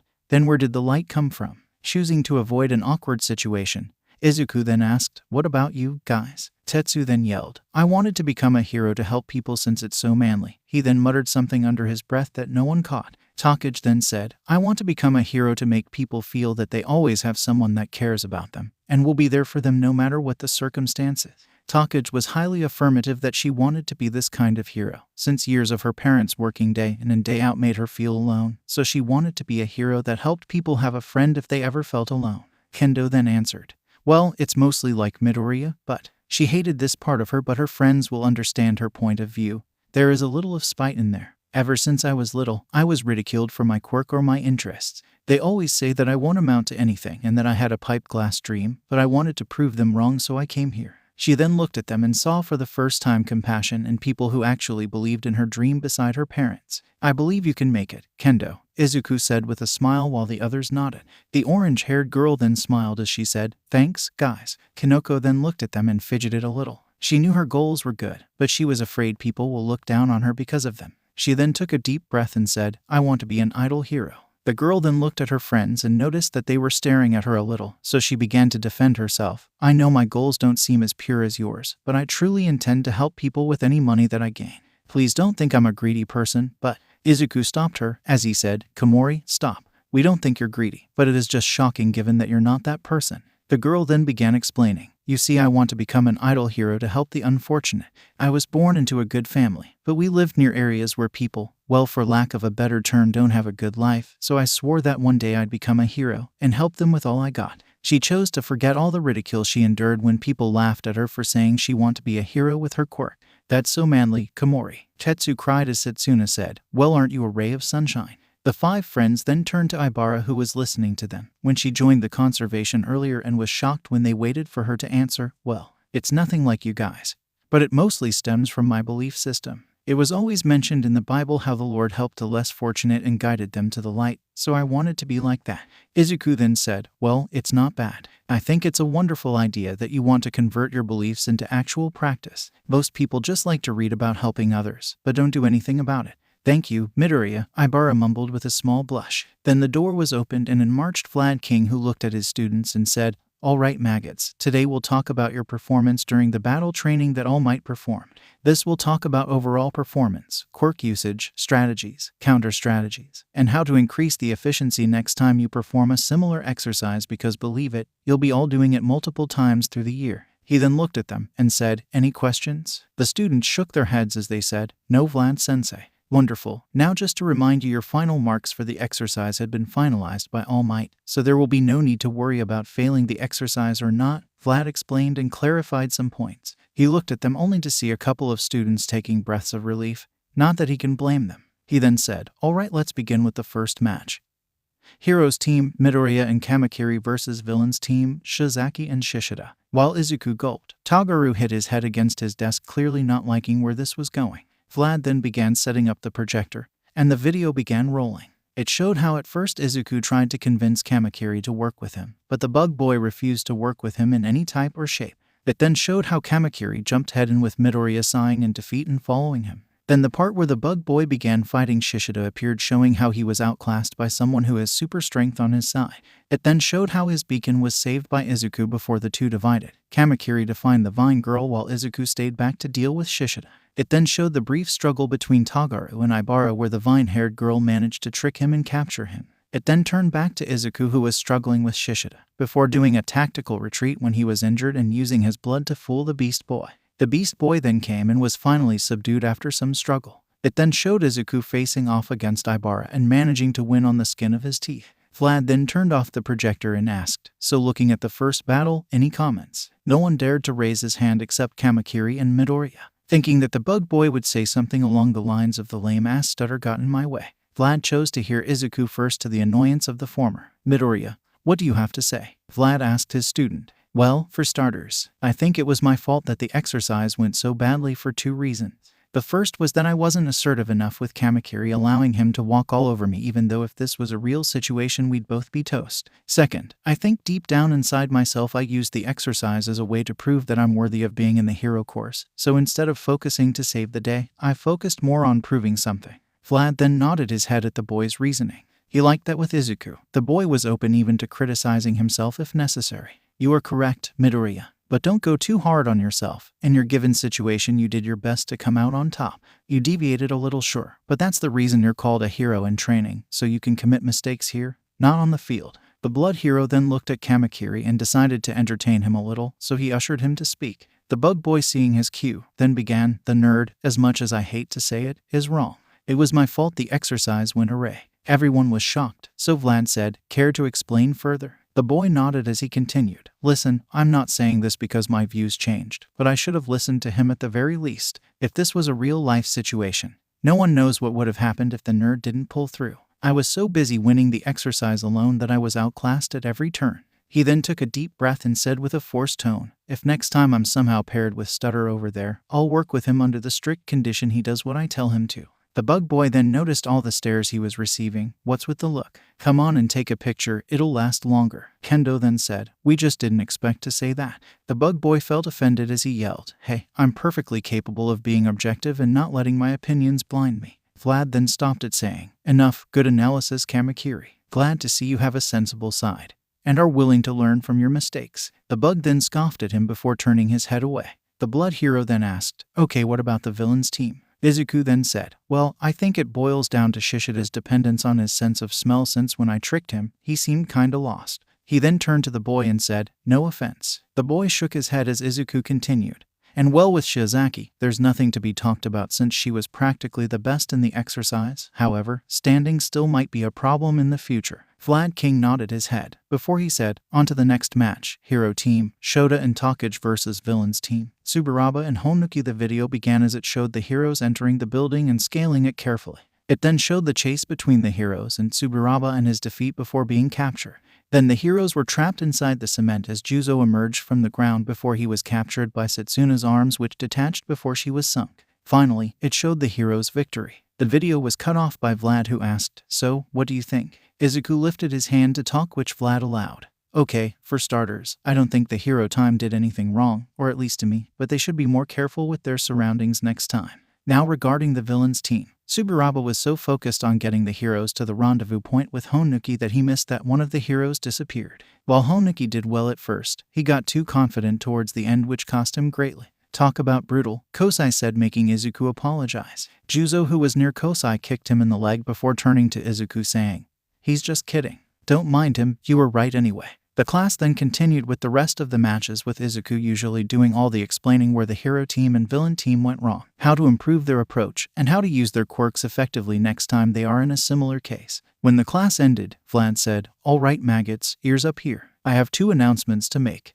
When he noticed that the students gave him their full attention, he began speaking as he said, "First, there was supposed to be a recuse exercise with Class 1 this afternoon, but it was scrapped due to some technical issues." He finished remembering how it was scrapped. Eraser insisted that both Izuku and Katsuki be on the same recuse team, with the former being the leader in some sort of forced therapy to get them over their childish problems, as the nighttime hero insisted to call it. Vlad, Hound Dog, and Recovery Girl with 13 refused to humor him because he was planning on playing therapist with unforeseen disaster. The man had said that if Izuku didn't dare to stand up to Bakugo, then how he was going to be a hero. And after much shouting, 13 said that only Class 1 will go to rescue training because she doesn't want her facility destroyed due to Eraser's attempt at being a therapist. So yeah, that's for the first news. But the second news is much more important. He then took a deep breath as he said, "You're all going to pick your class representatives." And with that, the hero sat on his chair while the class erupted into chaos, every one of them demanding to be class representative. "Pick me," Pony said the best she can in her Japanese. "No, pick me." 𝗲𝗚 said, "Pick me and I'll help you all to the light of heaven." 𝗓𝗏𝗃 said as a beam of light cast on her, making half of the class ask, "Seriously, where is that light coming from?" The dialogue continued back and forth as Kendo finally stood up and said, "Quiet." Everyone then looked at her as she said, "How about this? We all vote for the person we see as the fittest to become the class rep, and the person who gets the most votes takes the position. Deal?" The class then nodded at the idea, before everyone took a paper from their notebooks and began writing their choice down. With Izuku, he was currently confused between two people. Right now, I have two reasonable choices for class rep, which are both Kendo and 𝗧𝗏𝗏. Kanoko is out of the equation since she is as shy as me. And Tetsu seems to hate these types of things since he doesn't look like a planner, or at least in this domain. But who to pick? The boy then bit the back of his pen as he debated his choices. On one hand, 𝗧𝗏𝗏 is my technically best friend. She is my first friend after all. But she seems like a party person who wouldn't like such a position with so much responsibility. Kendo seems like a natural-born leader and she gives off a safe sister-like aura around her. But I don't want to burden her if she doesn't want it. He kept thinking for a couple of minutes before finally reaching a decision. After counting the votes, the results were announced. Itsuka Kendo, 4 votes Izuku Midoriya, 3 votes 𝗓𝗏𝗏 Shizaki, 2 votes 𝗔𝗂𝗧𝗏 𝗔𝐬𝐴, 2 votes rest of the students, 1 or 0 votes. Vlad then stood up and said, well, Class 1B, you have your new class rep. And his, or in this case her vice. Please both students stand front and center and speak if you have anything to say. Both Izuku and Itsuka stood in front of the class as the smaller boy shivered, not being used to such a position, getting a sympathetic look from Itsuka, who whispered, just follow my lead. The boy nodded as the orange-haired girl spoke. Thanks to everyone who voted for me, and I promise you all to do my best. She finished as everyone cheered for her. The girl then nudged Izuku, who swallowed a heavy lump that formed in his throat before taking a deep breath and speaking, well, everyone, to be honest, this is kind of shocking. I never thought that anyone would actually vote for me given that I'm not the best choice that may come to mind. But I promise you all to do the best job I can as a vice. He half expected to be met by silence only to be cheered on like Itsuka, though he did see Kamakiri scoff. As Vlad exited the room, everyone got ready for lunch as Izuku talked with 𝗧𝗏𝗏 and Tetsu. I really hope I don't blow it as a vice. It's just so much scary. I believe that you can do it, Midoriya. You're the manliest person I know, so you have this. Tetsu cheered on his friend. He then heard a scoff from the bug boy who said, no hard feelings, but we both know that is wrong. I admit that he knows his way around quirks, but with this position and the limited social interaction he has, whoever voted for him was just setting him to fail and earn a couple of laughs at Stutter's expense. Izuku wanted to counter, but Kamakiri was right about the social thing not being set up part, but he was cut from his thoughts when Setsuna said, can you act more like a hero and less like a bully? It didn't a moment for the Kamakiri then to give her the scare of her life, as he was suddenly in her face, and told her in a dark tone, don't you ever call me a bully. He said in a harsh voice. Got it? The girl then frantically nodded her head as she was beyond startled at the boy's behavior, but what she didn't expect was Izuku's reaction. The boy grabbed the bug boy's hand, pulling him away, as he said, hey, don't talk to her like that. Everyone was surprised that such an act came out of the normally docile boy, especially Kamakiri, who frowned, saying, I can do whatever I want. You aren't the boss of me. He then went into a staring contest with Izuku till he finally gave up, yanked his hand free, shoved the green-haired boy away from him, and exited the class muttering something about how he wasn't a bully. 𝗬𝗏𝗧𝗏, who was still shocked, then said, damn, I told you never anger the quiet kid. This what happens when you go after his woman. This statement caused 2 things. The first, a whack from Shizaki for the swear he used at first, and the second, Izuku going nuclear red from 𝗬𝗏𝗧𝗏's claim. The green-haired boy began to frantically wave his hand to deflect the accusations thrown at him. But Tetsu and Kanoko began praising him. You were so manly, Midoriya. How you stood up for 𝗧𝗏𝗏𝗏 was really cool. The mushroom girl then said, I knew you would be a great rep when I voted for you. Izuku was shocked by what she said, so he asked, you voted for me? The mushroom girl nodded her head, as she said, so did Tetsu and 𝗧𝗏𝗏𝗏. The boy rubbed the back of his head as he said, wow, thanks, guys. I hope I don't fail you. He then saw Kendo pat him on his back, saying, see what happened right there? This is a sign that you're going to be a great vice. He then looked at 𝗧𝗏𝗏𝗏, who was still startled from the encounter and awfully quiet, so he asked, 𝗧𝗏𝗏𝗏𝗏, are you all right? The girl blinked a little before lowering her head and saying something he didn't pick up, so he said, can you repeat that? She did, but he still couldn't hear her, so he asked her to do it a second time, but this time she yelled, my hero. She then jumped at him as he caught her. The girl then hooked her arms around his neck as she looked at him. And here I thought the big bad bug boy was going to kill me, she said dramatically before looking at Izuku and saying, and here came my knight in shining green armor and saved me. She then began to rub her cheek against Izuku's and whispered into his ear, want a reward kiss. The boy, who had reached his limit, then steamed as Kendo took 𝗧𝗏𝗏𝗏 off him, saying, enough, Setsuna, we know you like to have fun, but he can't take it anymore. She then pointed to Izuku, who slumped in his seat. Setsuna then laughed as she grabbed Izuku's hand, saying, let's go eat lunch. She then dragged the still flustered boy toward the cafeteria, with the others following on his toes. 𝗬𝗏𝗧𝗏, who looked at the entire scene, said, damn you, Midoriya, you secured one of the hottest chicks in the class without even trying. Ibara, who was standing next to him, smiled innocently as she whacked him with a vine from her hair, causing him to cry out in pain before running outside the room. The vine-haired girl laughed at him, wondering why she and 𝗕𝗕𝗓 hanged with him the first, before going out and following him. In the cafeteria, Izuku finally managed to calm down his heart rate and looked around for Pony so he can tell her when they can study together. It took a while to find her, but when he did, he was barreled by a speeding cannon of blonde hair. The blonde girl then spoke in her native tongue. "Izuku, do you really want to teach me Japanese?" The boy nodded, which made the girl smile brightly at him, making him feel his heart melt at her innocence. So he said, "Yes, but I want to arrange a schedule with you given that I have after-school activities to help me further control my quirk." The girl began to quickly nod her head as she said, "How about you teach every Monday, Tuesday, and Friday afternoon when you finish training?"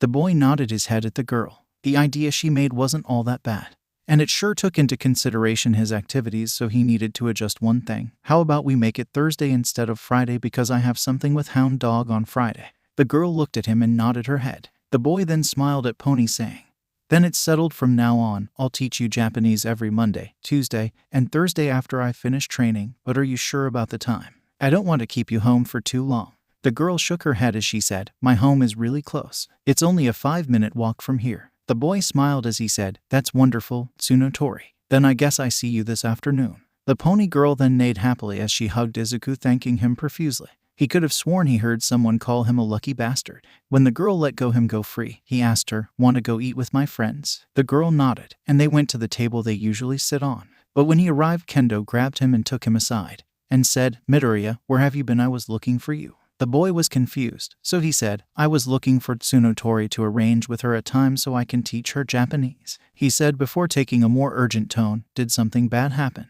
Did someone get hurt? What do I need to do? Why does?" Izuku kept mumbling on and on till the orange-haired girl neck chopped him, saying, "Calm down first, then we talk." The boy then took a deep breath and calmed down. Once Kendo saw that, she said, "Well, it's really nothing, but I thought that we should go introduce ourselves to the Class 1 representatives, so we can get to know each other better and clear any misunderstanding."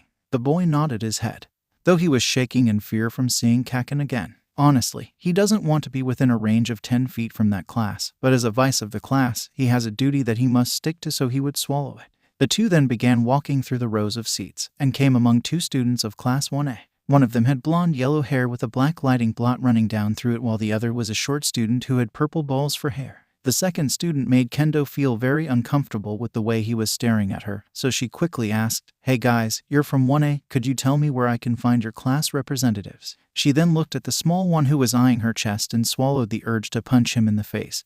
But this didn't go unnoticed by Izuku, who stepped in front of the girl, as the blonde one then said, "Oh yeah, they're right over there." He told her, but continued, "By the way, my name is 𝗫𝗫𝗁𝐴 𝗵𝗃. The girl cut him off by saying, "Thanks very much." She then looked at Izuku and said in a distressed tone, "Let's go, Midoriya. Lunchtime is about to be over, and I'm sure you want to eat." She then grabbed him and began to quickly walk about with the boy, causing the small one to say, "Damn him, that green-haired bastard. First the blonde chick, and now her." "Calm down, Minta," Denki said to his friends. Izuku with Kendo then said, "Well, they sure are quite the characters." Itsuka looked at him and said, "Tell me about it. I had to suppress the urge to punch the small one in the face when he was looking at me." "I noticed that," Izuku said, as the way the small imp-like boy looked at his friend also made him uncomfortable for her sake. The two then arrived at a table where 2 individuals were currently talking. First was the blue-haired boy who came to Bakugo's defense when he attacked Izuku, making the boy hide behind Kendo.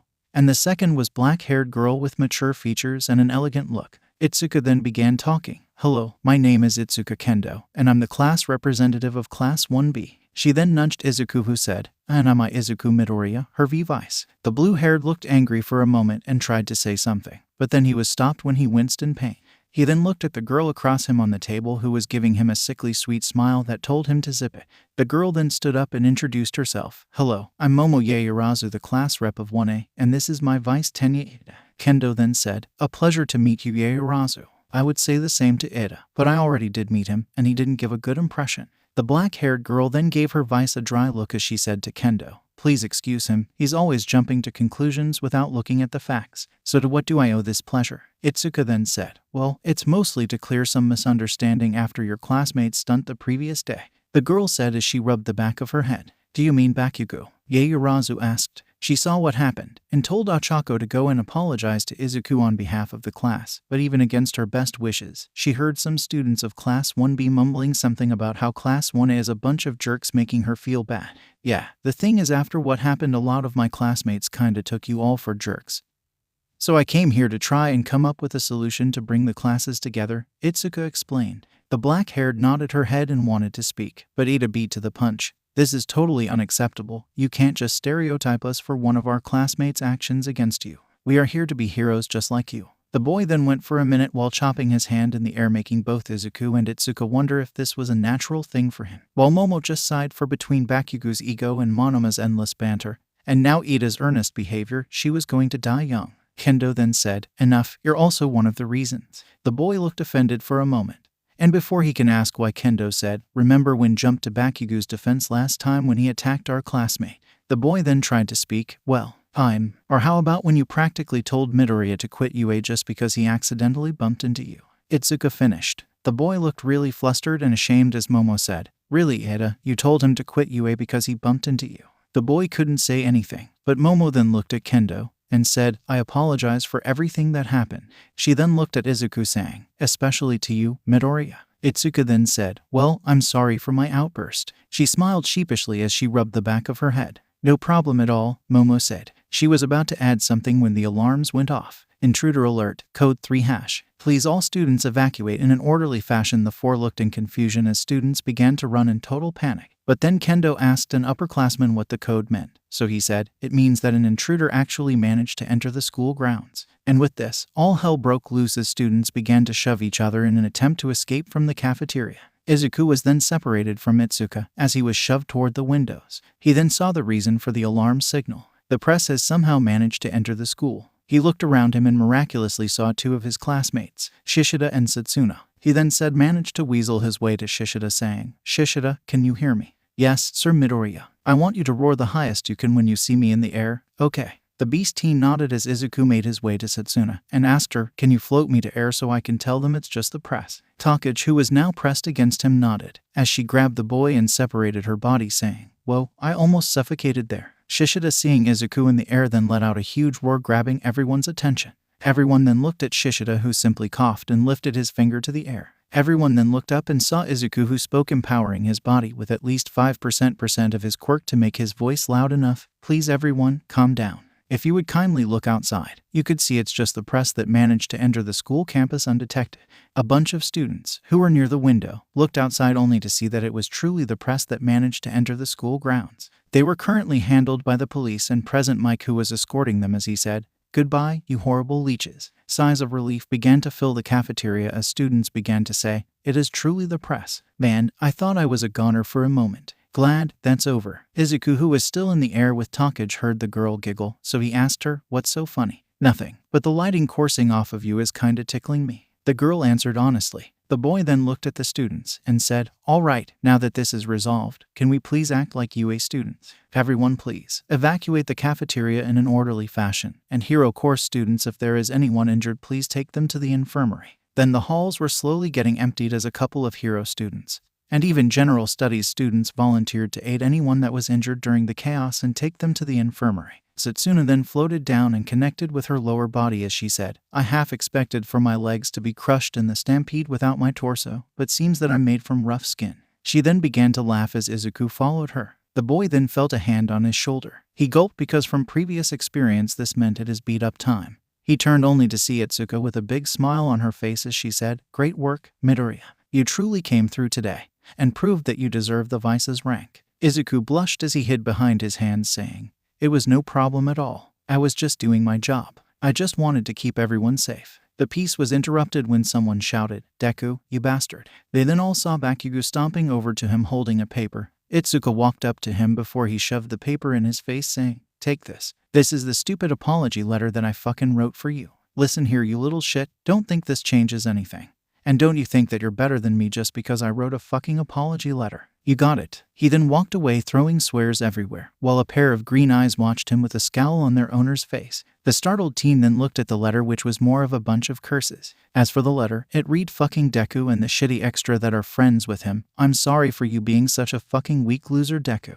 I swear if you start looking down on me just because you have a quirk or just because you have fucking friends, I'll kill you. And as for the shitty extras, I'm sorry for you being friends with such a weak moron. Next time you stand in my way, I'll beat you all up before I blow him all in front of you. Sincerely, the next #1 hero. The three, along with Kaneko and Tetsu, who joined them at some point while they were reading the letter, looked at the so-called apology letter with disturbed looks. Tetsu then asked, "Is this guy all right?" Izuku then said, "Well, it's better than nothing. I frankly thought he won't actually go with this. This is the most that we'll get from him, so we might as well consider it a win. I never thought he could say I'm sorry." Izuku knew that Bakugo will never apologize to him, so this was the closest thing to the real deal ever, and he was sure if Bakugo ever wrote this again it will be on his deathbed. Izuku then said, "Now that the emergency is over, let's go over to the class because we'll be about to be late," he said before racing off, leaving the remaining 4 stunned before realizing what he said and running after him. Back on the outside in front of the gate, Nezu and Powerloader with Eraserhead and Vlad King stood in front of the dusty remains of a wall that was once thought to be indestructible. The nighttime hero scowled. "What is this, some kind of a sign?" Nezu then answered, "No, it's more of a war declaration." Once Izuku walked into the classroom when his classmates began cheering for him. The boy was flustered and asked, "What is this for?" Ibara then said, "Midoriya, we are simply thanking you for acting the way you did during the chaos, or else something worse could have happened."